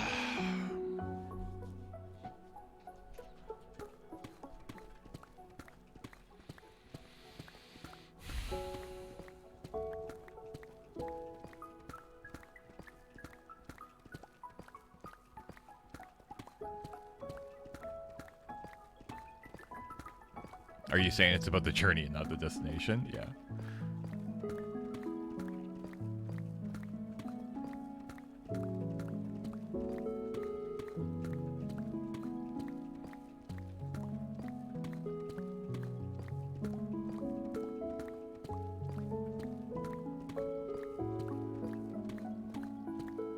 Hi, doggy.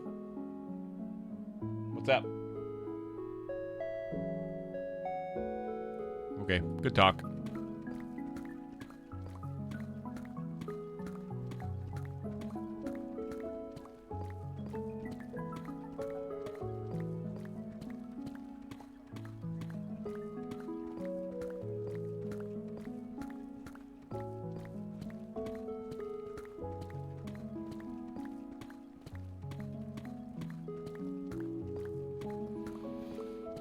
Hey, Trek.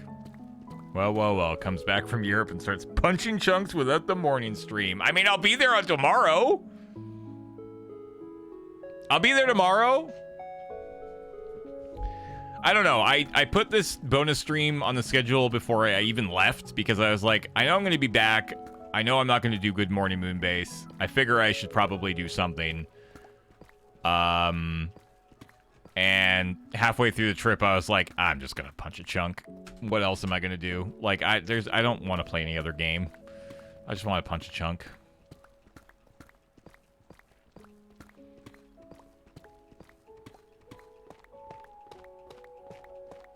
I think I'm streaming Lure MTG tomorrow as well, from home, which is exciting because I'm you know, pretty high on Magic. Generally speaking, when you come back from MagicCon, you're like, I kind of want to play Magic. Speaking of movies, did you see the Doomsday trailer? Yeah, if you go back to the first little bit of the VOD, 62M, you can see me talking about it. We probably spent about 10 or 15 minutes on the MCU. If you want to go back and see where I'm at with that. Yep, we also talked about the Spider-Man trailer. Yep. Yeah, no, that's totally fair, Cobra. We don't need to rehash all of that information. So, it's there for anybody who wants it. It was pretty close to the beginning of the stream. Shouldn't be too hard to find.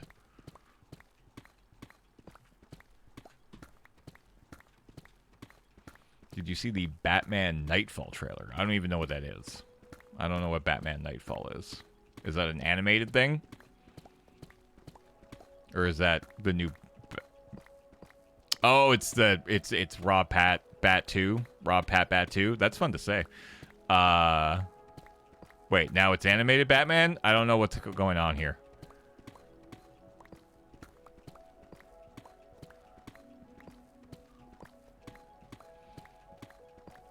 Yeah, you're thinking something else. How about the Lego One Piece trailer? No, I definitely have not seen that.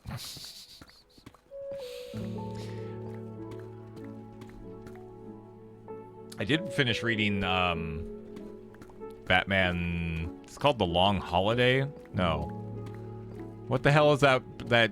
Not the graphic novel, the comic called? Was it called The Long Halloween? The Long Halloween or something like that? Yeah. Long Halloween. Long Holiday. Long Halloween. I read that. I really liked it. It's really good. Long Halloween was a good one. I've been trying to find the Spider-Man one that somebody recommended to me a while ago, which I have not been able to find. Spider-Man, I want to say it's like Decade something. Or Life Story? Spider-Man Life Story? I've been trying to find that, but nobody has it. I even looked for it while I was in Europe. Couldn't find it. I even told Krim to go find it for me, and I don't know if he did. I guess it'd be kind of awkward if he did. Spider-Man Life Story is a classic. Yeah, I heard really good things. I've been kind of trying to get back into like graphic novel comics. Like that length of a comic is like kind of the perfect for where I want to be doing. Like I have no interest in going out and buying like trade paperbacks every week or anything like that, but I really do enjoy the grab a graphic novel. Rose, welcome back. 32 months. Welcome back, James. Thank you, friend. I appreciate that.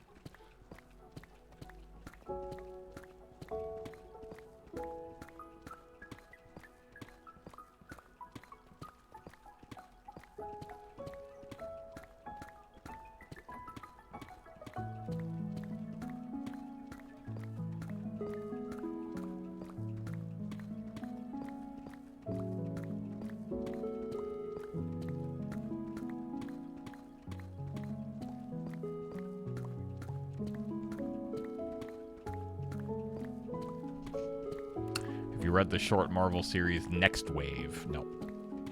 I haven't really read that many comics. Like, literally, The Long Halloween was like the first one I'd read in a while. Might pop down to my comic shops. Maybe even after this or tomorrow. I need to go get some food after this. I'm freaking hungry.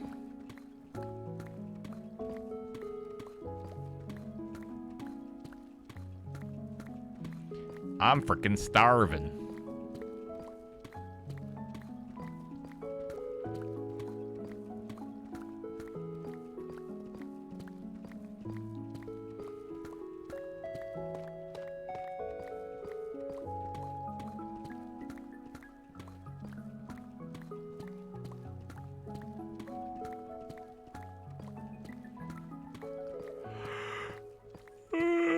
Oh my word. Apologies. Sorry for yawning directly into the microphone.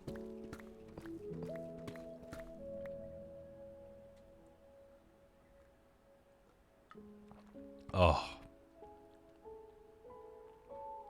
It's really nice coming home and having your own cup of coffee and your own water again. Oh, I missed Victoria Water. It's so good. It's so good.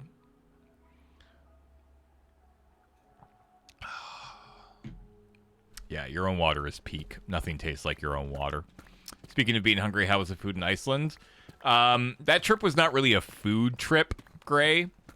I mean, I'll talk probably a lot more about my trip tomorrow morning on stream.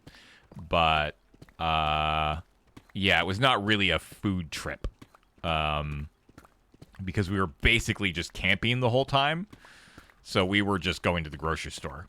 And, like, you know, in the mornings we'd have, like, yogurt and granola and strawberries and instant coffee. And lunches would be, like, grocery store pre-made sandwiches. And at night we'd go and have, like, we'd make, like, one-pot pasta or ramen or something like that. So, like, it wasn't really a foodie trip. That being said, I did get a couple pretty good meals. I had a really good lobster roll. Probably around halfway through. Really good rack of ribs, actually, on the night before Ashley left. Or no, that was the night we finished. We checked into the hotel. We had a really good rack of ribs. And then the night before Ashley left, we went out for pizza. And it was really good pizza. But we really didn't like dive too deep into the foodie world there. Wow, this track gets very loud. Why is this so loud? Yo, chill out. Jesus. What? Oh yeah, that's true. We had a really good cookie butter cinnamon roll. Yep. That thing was sick.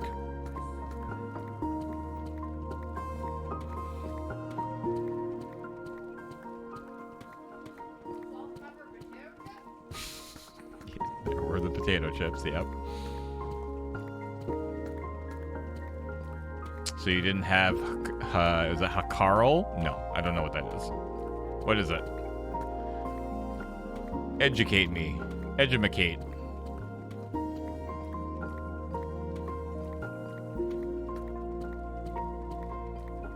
Fermented shark meat. No, we definitely did not have that.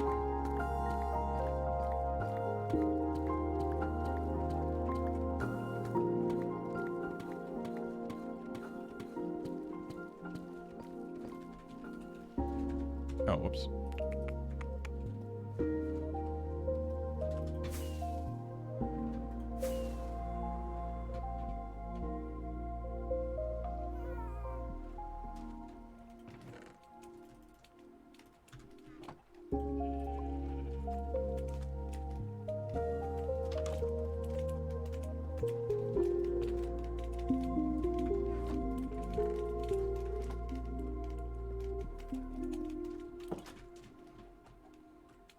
I'm not an overly adventurous eater. Back to the pit.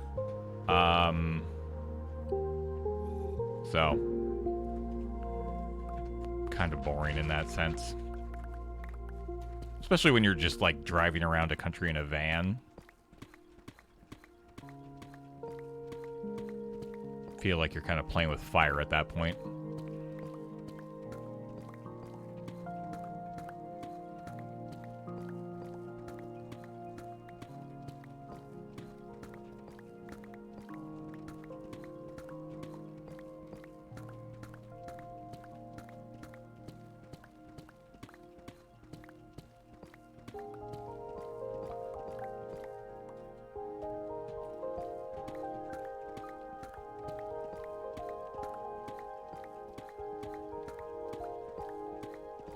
Is there a beacon nearby?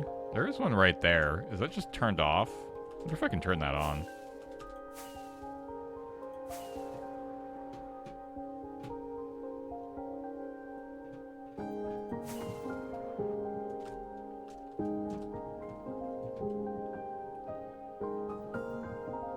Oh yeah.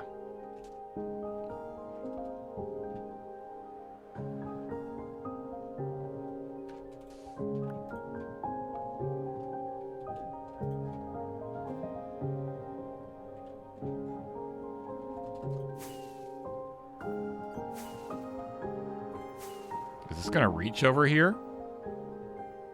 I don't think this is gonna reach, right?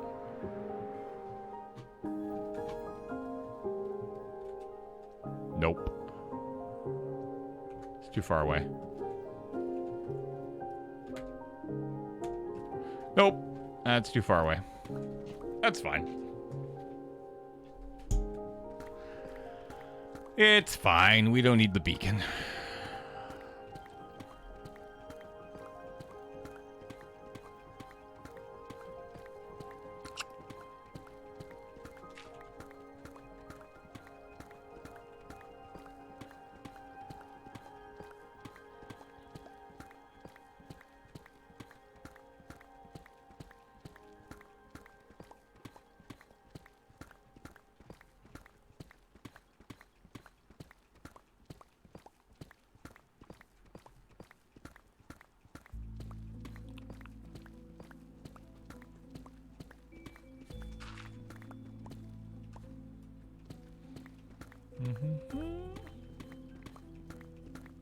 Time is it?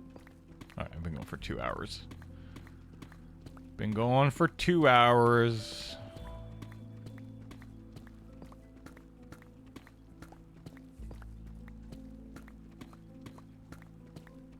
Bum bum bum.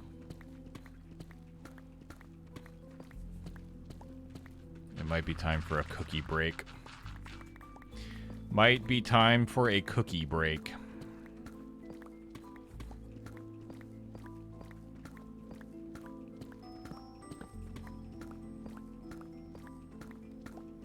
Me accept cookie.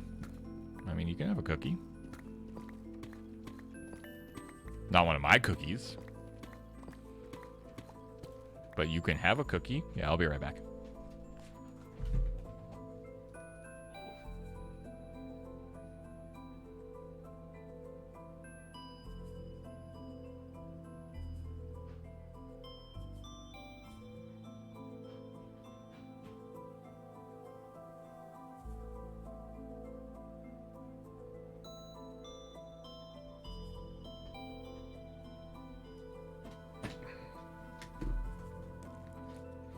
I also got these.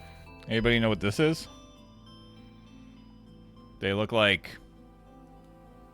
chocolate caramel from Norway. A small piece of Norway has been written on there.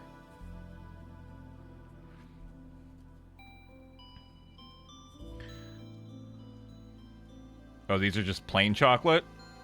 I mean, I'm chill with that. I like chocolate. They do look like Rolos. A better version of Rolo? Okay.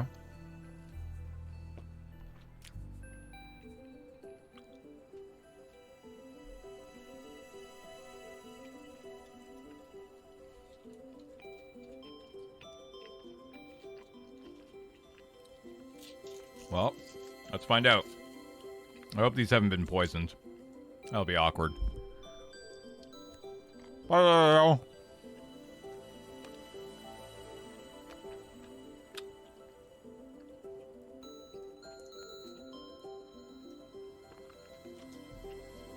Alright. If I die, Twitch chat, avenge me.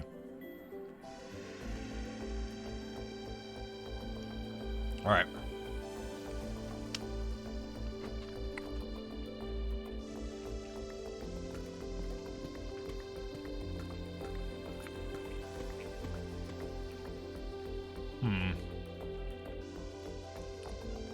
Okay. Okay. Yeah.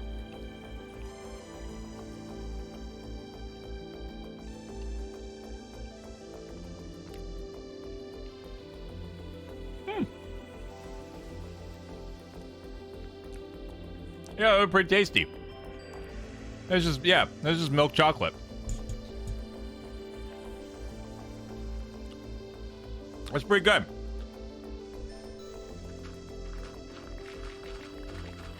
That's very good.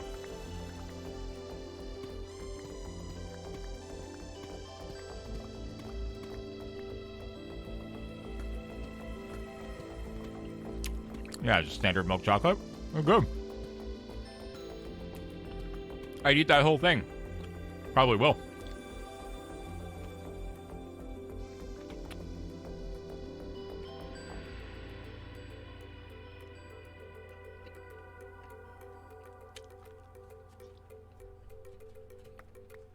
Mm-hmm.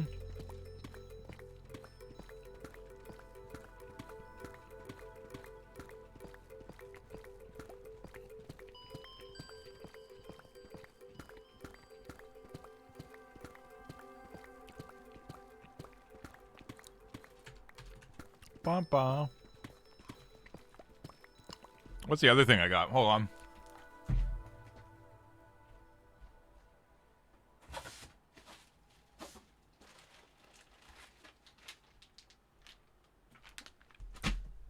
Yeah. What are these?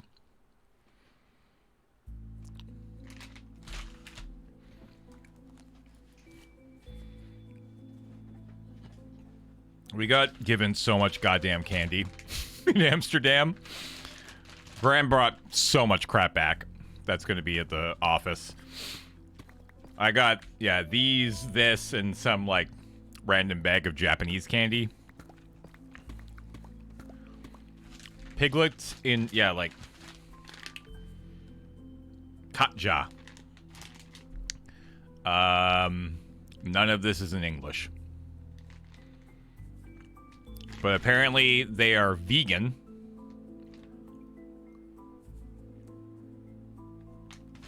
I think they're definitely gummies. They're not gum.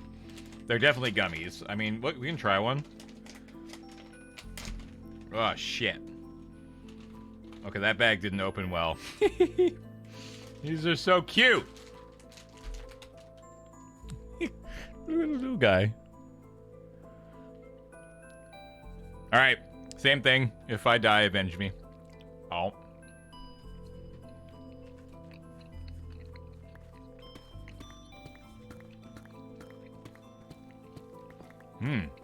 That doesn't have as much resistance as I was expecting. Like, it's not as chewy as I was expecting it to be.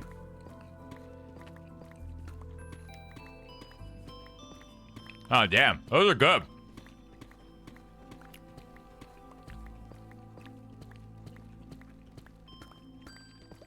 That's probably because they couldn't add gelatin. Right.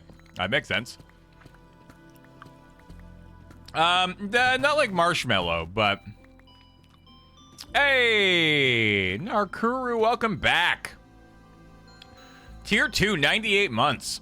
2 more to the 1 metric year. Thank you, friend. I appreciate it. Those are good. Those are really good. I need more of one of these chocolate Rolo guys. Ow.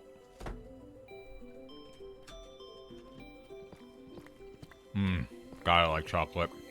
I fucking love chocolate, man.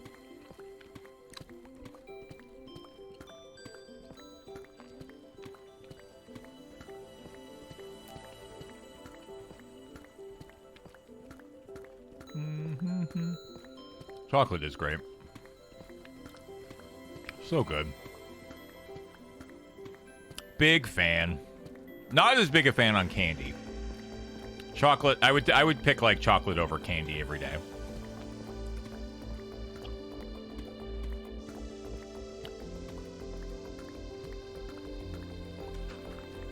No shade to the candy people. Candy's also good. I do like a good candy sometimes, but I much prefer chocolate.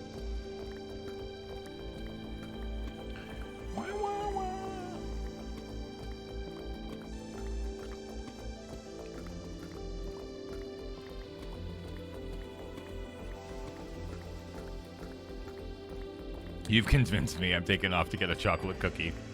Have fun. Have fun. Gummy is my weakness, but I love chocolate as well.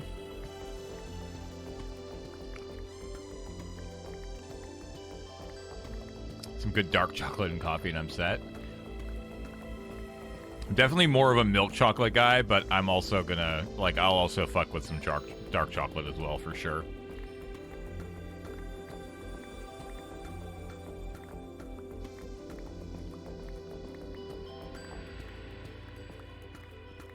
I love this track. I love Minecraft music. Minecraft music is so good.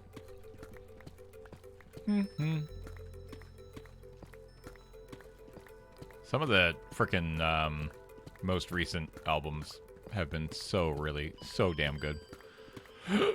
Pardon me. Pastry chocolate candy. I definitely ate my fair share of pastries this past 5 days while in Amsterdam. Croissants and whatnot.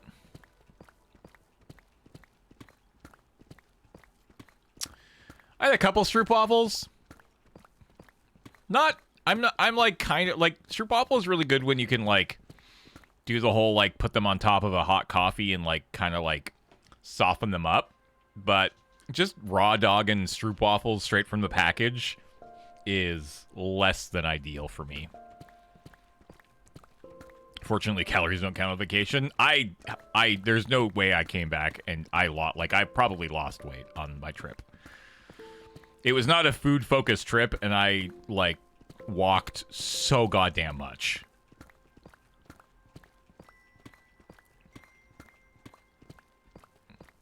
Like, how many days was I gone? I was gone I think I was gone about 18 days. I would say 15 of those 18 days were well over 10,000 steps a day, with 5 of them being over 20,000 and 1 being over 25,000 steps. I walked so goddamn much. Raw dog and stroopwafels was not something I expected to hear today. I'm here to entertain.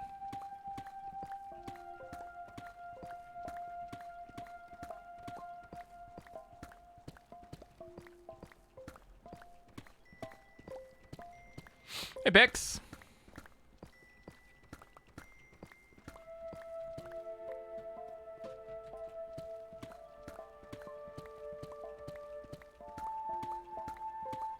Oh, Narkuru, check it out. Look what Erica did while we were gone. Kind of outlines so that it actually, like, it says Punch-a-Chunk. Kind of cool. Kind of tempted to do it with the H tomorrow. Honestly, might do that tomorrow.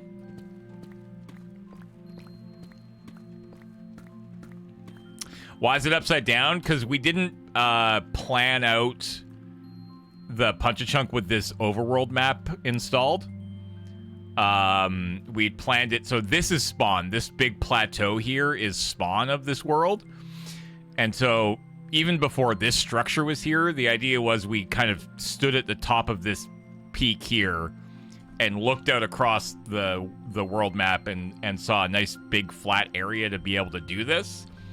And then well into the season started, we installed this map mod, and north is this way. And there's no way to rotate the map. So I'd have to, like, rotate it in OBS, which I don't really feel like doing right now.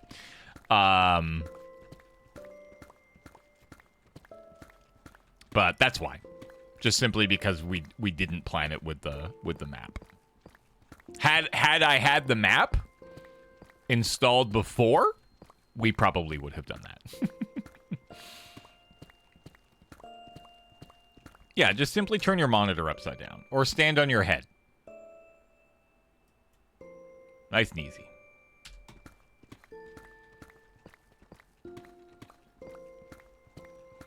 By the way, this chunk has been wildly stingy with the diamonds. We found those 4 diamond blocks like an hour and a half ago, and we haven't come across another single diamond since.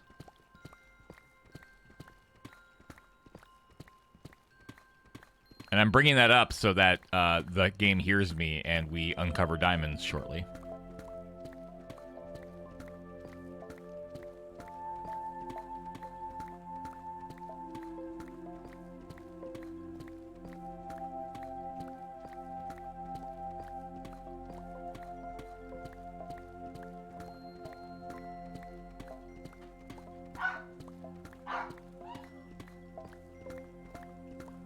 I have another weird piggy thing. I'm gonna eat another weird pig thing. Hi, doggy. What's up?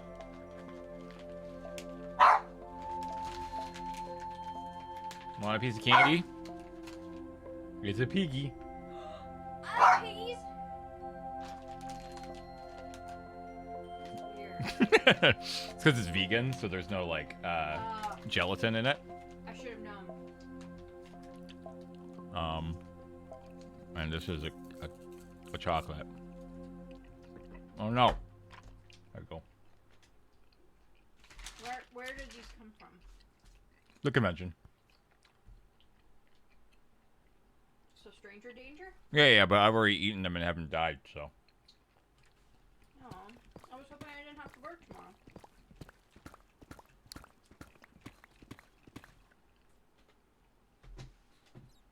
Come here.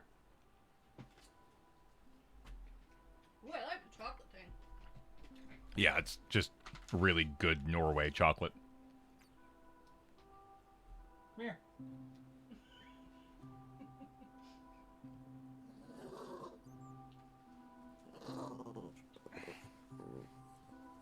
Yeah.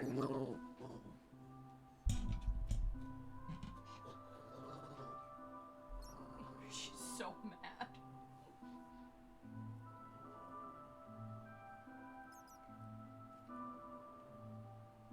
Look at the camera, dum-dum. Dog dog. Grrr.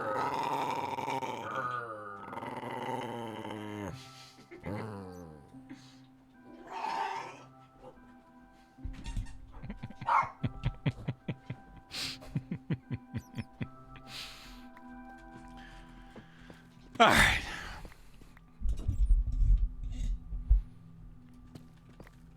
Same pup, same. Yeah. Okay. I shouldn't have opened these chocolates.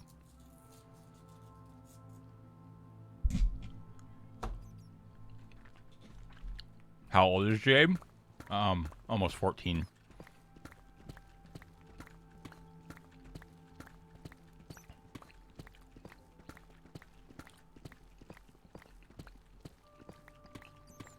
She will be 14 in October. Oh, Jesus Christ. What the fuck?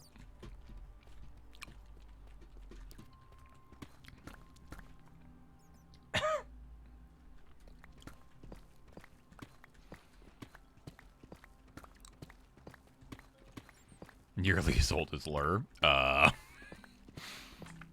quite.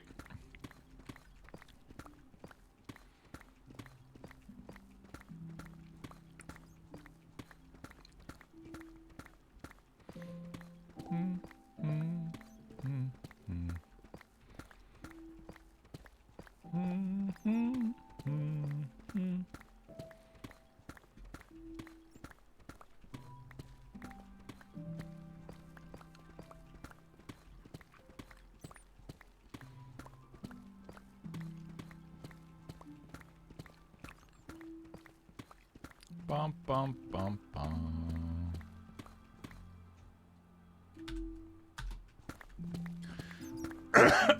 Pardon me. You want one? One of the chocolates? Yeah, they're really good. They're really good.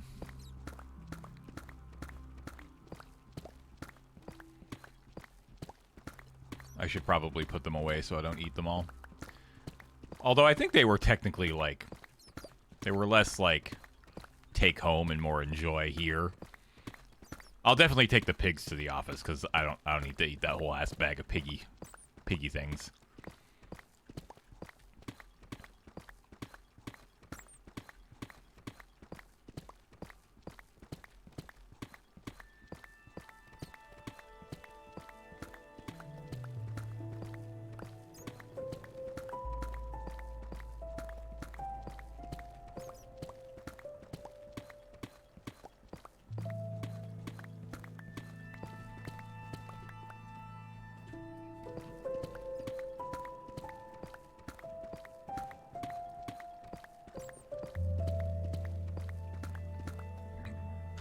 This is the piggy thing.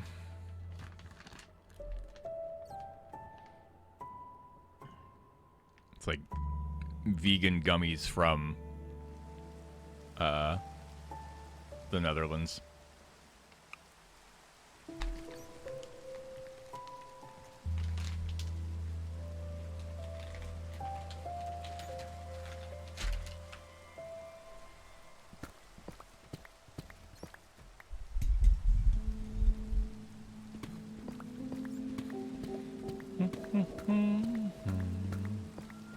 Do they taste pink?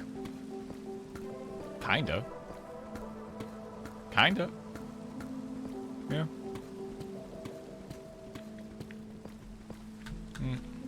I'm all full.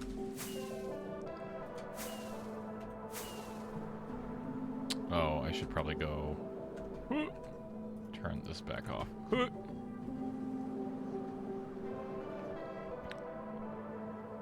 Is it vegan bacon? No.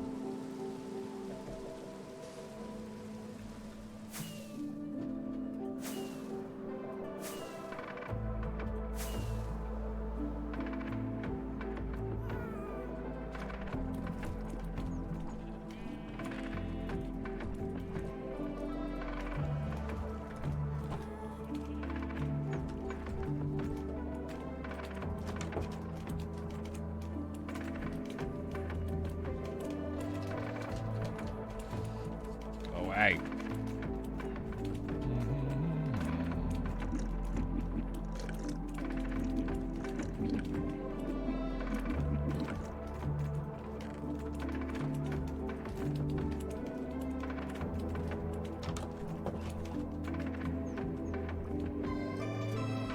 Back to the pit.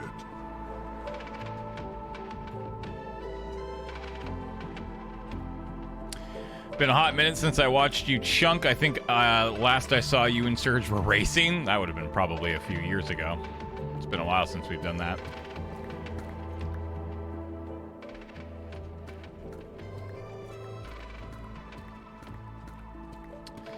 Well, if you want more of this, I do it every Monday, Wednesday, and Friday on my personal channel. If you're like, you know what? I do like watching this dude punch chunks, talk at a camera, and listen to music. Boy, do I have the stream for you. Yeah, there you go. Find my home stream in that massive list of all the other home streams.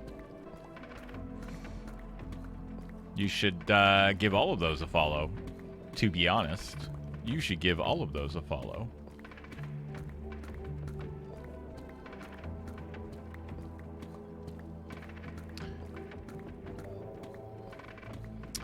Hey, James, looking forward to CTS on Monday? Yeah, it's the PUBG stream. Kind of got off schedule, obviously, with so many of us away when it should have happened earlier this month. But, yeah, I'm excited. Always a ton of fun. Always a ton of fun. If you're keen to play some PUBG with the community, Monday night, 5 o'clock Pacific. Everybody's welcome. PUBG just added a brand new tutorial mode, so the game will greet you and assume you're a newbie. Thank you for the heads up. Can you skip it? Surely you can skip it, right? You better be able to skip it.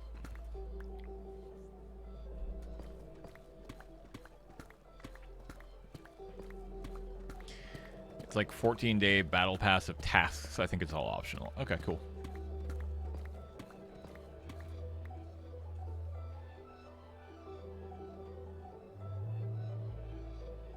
Yeah, we got some good streams coming up. Friday Night Paper Fight this week is we're playing Pauper. I'm pretty excited about that. I think I'm gonna play the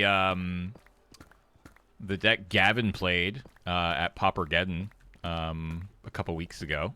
Looking forward to that. We got some bonus repo on the schedule tonight. If you didn't know, which you might not have because that all came together within the last couple hours here. Ben will be hosting from home. With Adam, Alex, and Nelson, and maybe some other people. I'm not entirely sure. Playing some repo tonight on Let's Nope. Tomorrow night on AFK is Remote Root, which is always a banger. Yeah, PUBG on Monday. We got next Wednesday is the monthly miniature night. Should be a lot of fun. Friday is the PPR for The Hobbit.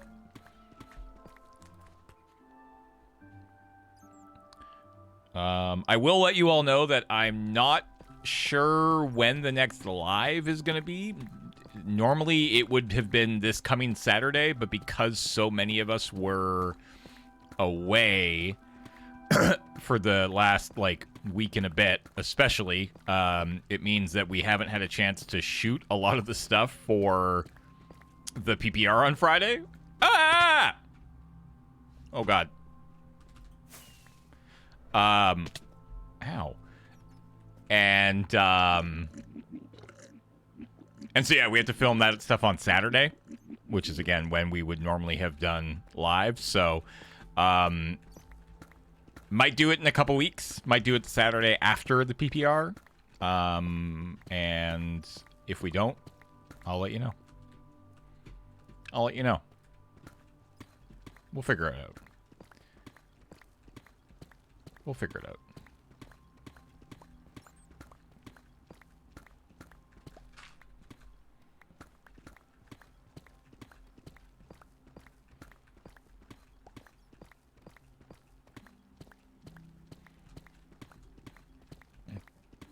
Pardon me.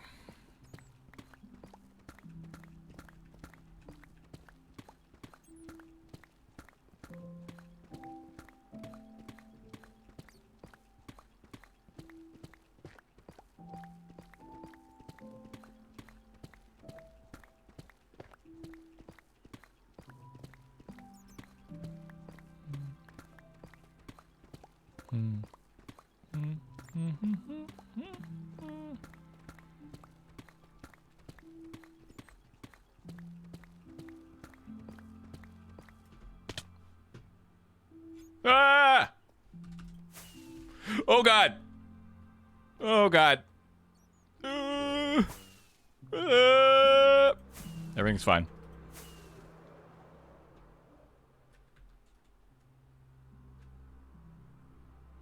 Everything's fine.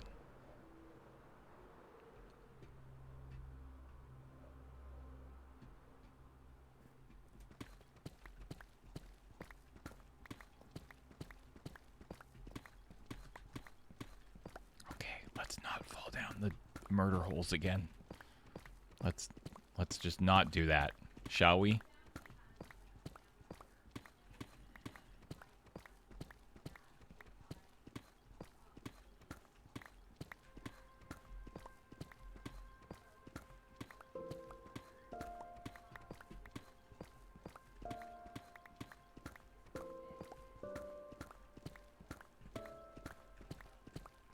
Not falling doesn't seem to be on brand for you. Yeah. Yeah. Counterpoint, fall down the murder hole, you know, for content. Yeah. Yeah.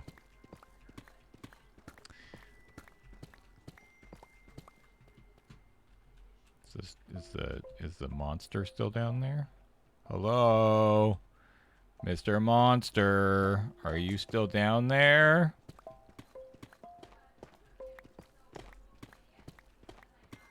I don't think it is. Where did the monster go? You think it blew up? I don't think it blew up. I don't think I got close enough to trigger. I think I might have flown too far away and it might have despawned is probably what happened.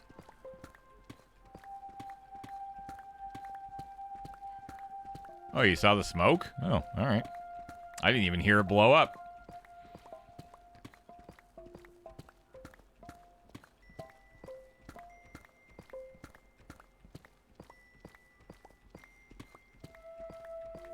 It whispers, no. Oh, okay, cool. The scary monster is gone. Hey, Cookie Mom. Chunks being punched on Lure since when? Since 2 hours and 30 minutes ago. And for the next 30 minutes. And then who knows when. I was looking for something pretty autopilot-y to do. On a bonus stream. I put this bonus stream on the schedule before I even left for my trip. Did you really start punching at the start of stream? No, I talked for a little bit. That's a good point. I might have only actually have been punching for about 2 hours and 10 minutes. I might have yapped for like 20 minutes. Coach Nelly!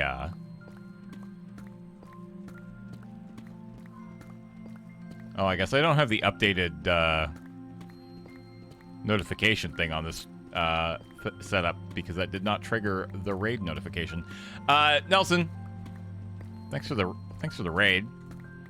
Hope you had a good stream with whatever you were doing. I assume I'm gonna go with Street Fighter or Magic. One of those two. Either way, thanks for the raid. Glad to be home? I am glad to be home. That was a good amount of time to be away. I remember 2 years ago when Ashley and I went away for like the whole month. It took me a long time to readjust to getting back to normal life. A month is too long. I don't think I'll ever do that again. It was a Magic Street Fighting. Wait, did you do both? Did you play both Magic and Street Fighter and I guessed entirely correctly? Because my other guess would have been like Valorant, but I don't think I've seen you stream Valorant for a while.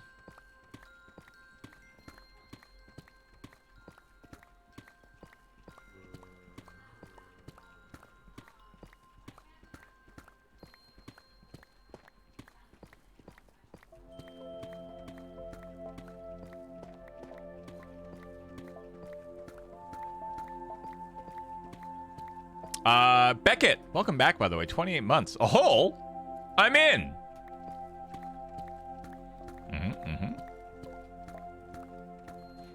I fell down again. This time nowhere near as far, though.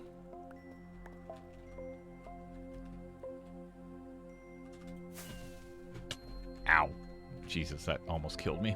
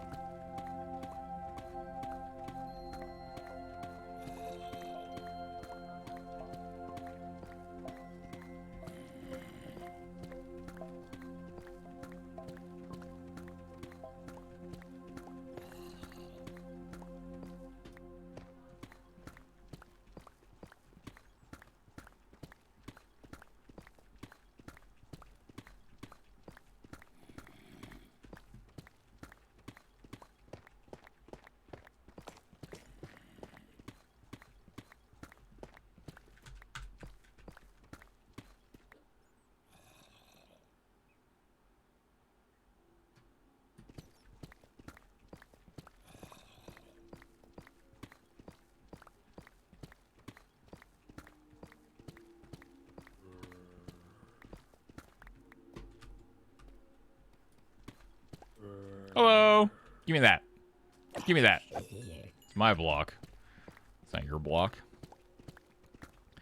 I did not say you could have that. Ah, damn it. I fell down the hole again.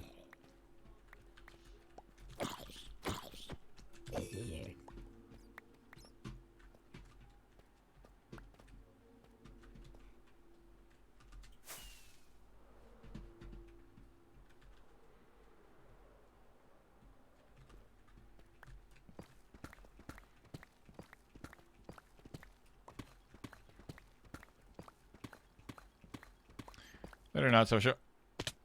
Damn it! I fell down the hole again.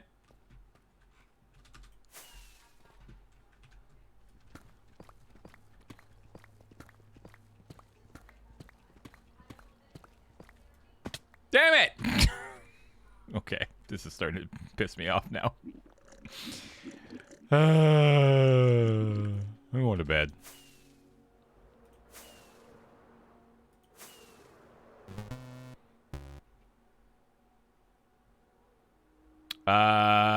Commandred. Or however you say your name. 102 months. Hi, James. Was so nice to meet the lure folk in Amsterdam last weekend. Hell yeah. I hope you had a good time at MagicCon.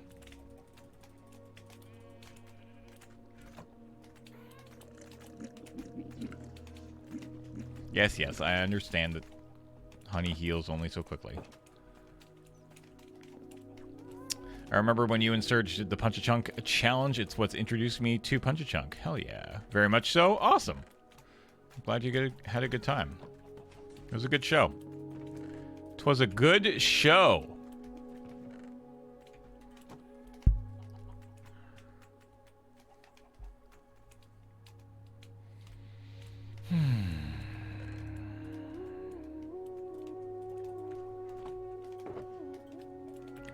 Getting a little low on fireworks there.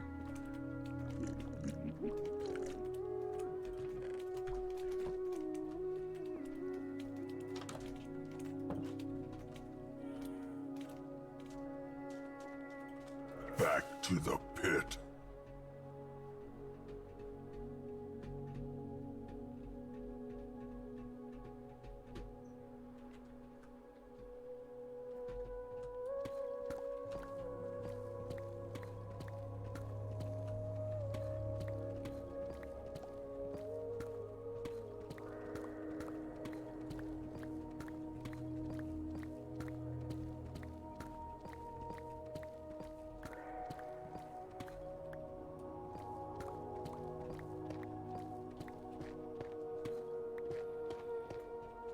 Yeah.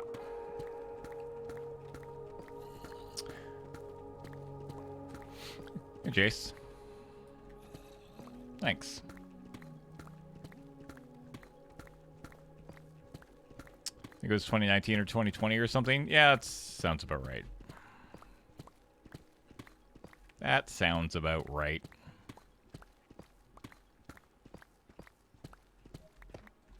I think the last time we did a Punch-a-Chunk challenge on the channel was 2 years ago at the subathon, I want to say. Or was it last year? Didn't we do one where it was like... How did we do that? I can't remember what the format was. It was like me... No, it wasn't with TQ. It was like with... It was with... The one with TQ was during PAX. It was like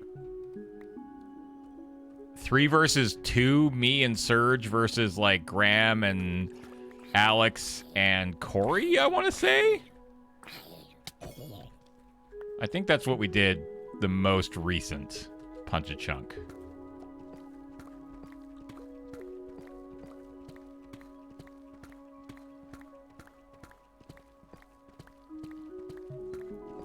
Two years ago, subathon wasn't. No, that was the first subathon, wasn't it? That was the 2023 subathon. Was the like 36 hours of Minecraft, right? Where we each took 2 4-hour blocks.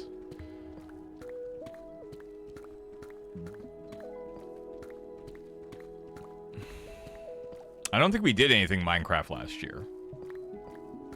I'm pretty sure we skipped Minecraft last year. I think 2023 was the relay with me and Graham and Corey and Alex. And maybe that was only 24 hours? I don't remember. My memory is not doing me any favors here. That was fun, though. I really enjoyed the relay. I thought that was actually a ton of fun.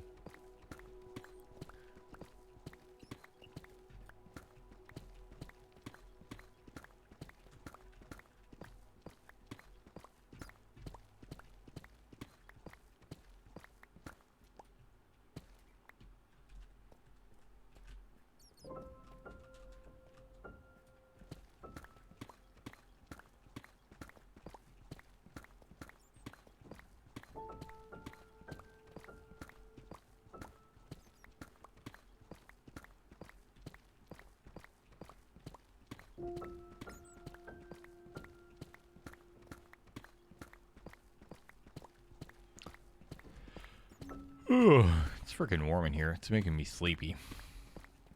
Definitely need to get up and moving after this.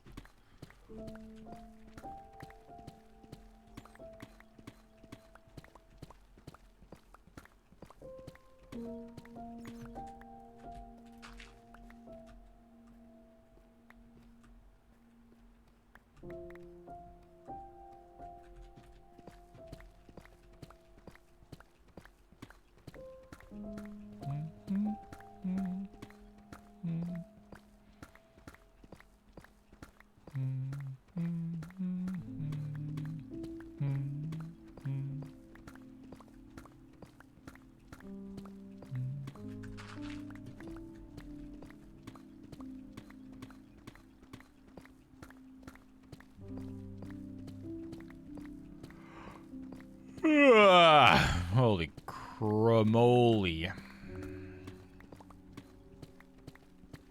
More chocolate. That'll help.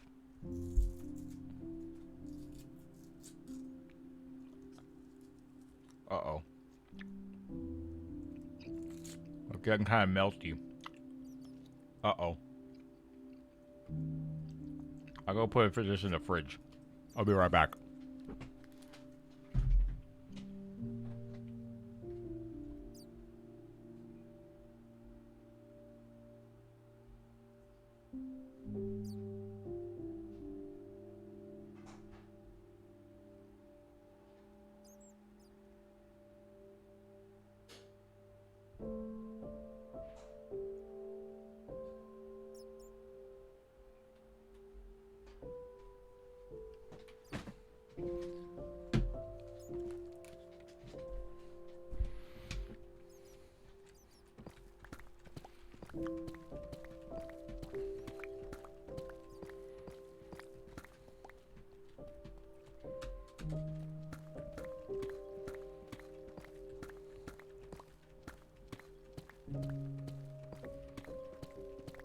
They changed the circle timing in PUBG? Interesting. Oh, hey, diamonds.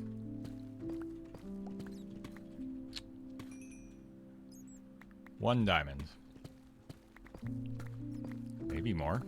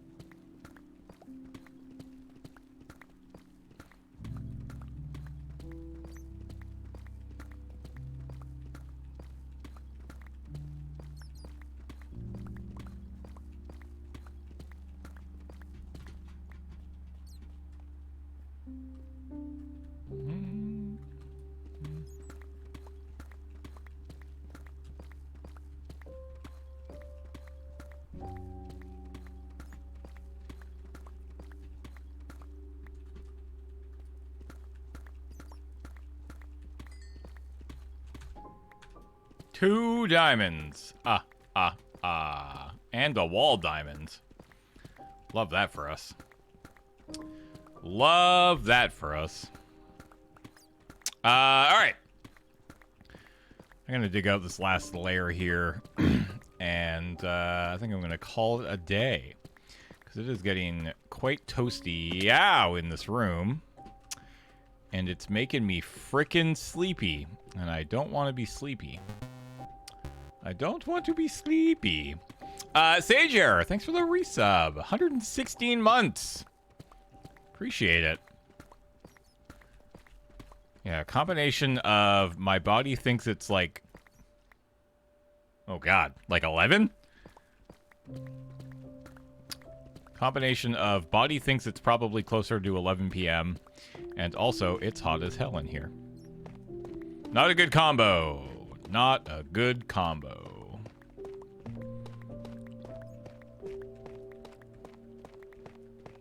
You mean jet lag? Yeah, kind of. I mean, I talked about this earlier. I consider myself pretty lucky when it comes to jet lag. I can manage through it pretty well.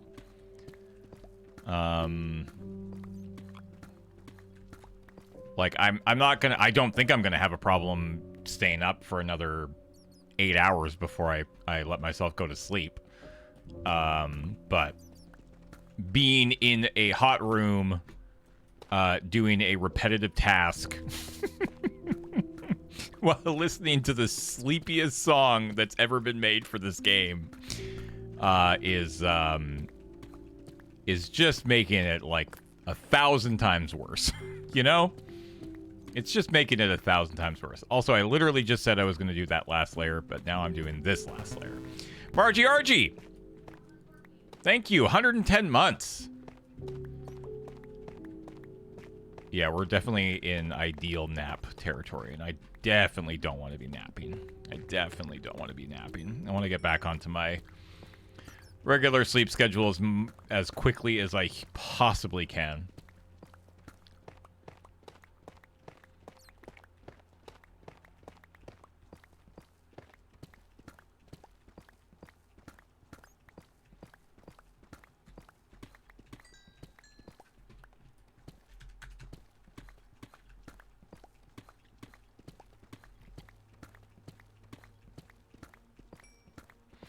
Sounds like go for a walk time. I don't know if I'm going to go for a walk, but I'm definitely going to get out of the house and get some fresh air. Because frankly, I haven't been outside in like 2 days now. I need to get outside. Need to get outside, need to get fresh air, need to get moving.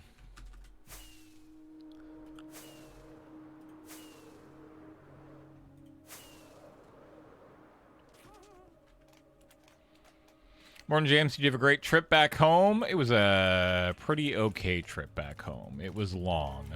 It was a long day. It was about a 24-hour day to get back home. But we got there. We freaking got there.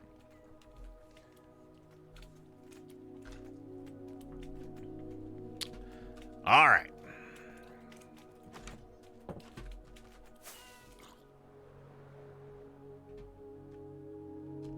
Cool. All right, friends. Thank you. Some need to go play pickleball. I kind of want to play more pickleball. I had fun when I played it like a couple weeks ago. I don't think I have the energy for it today, but I would like to get back and play more pickleball. All right, friends. Thank you all so much for hanging out. I do appreciate coming by and hanging out with me on this kind of pretty casual bonus stream. I will let you know that coming up tonight on the channel is Ben, Adam, Serge, and Nelson playing some Repo on the channel.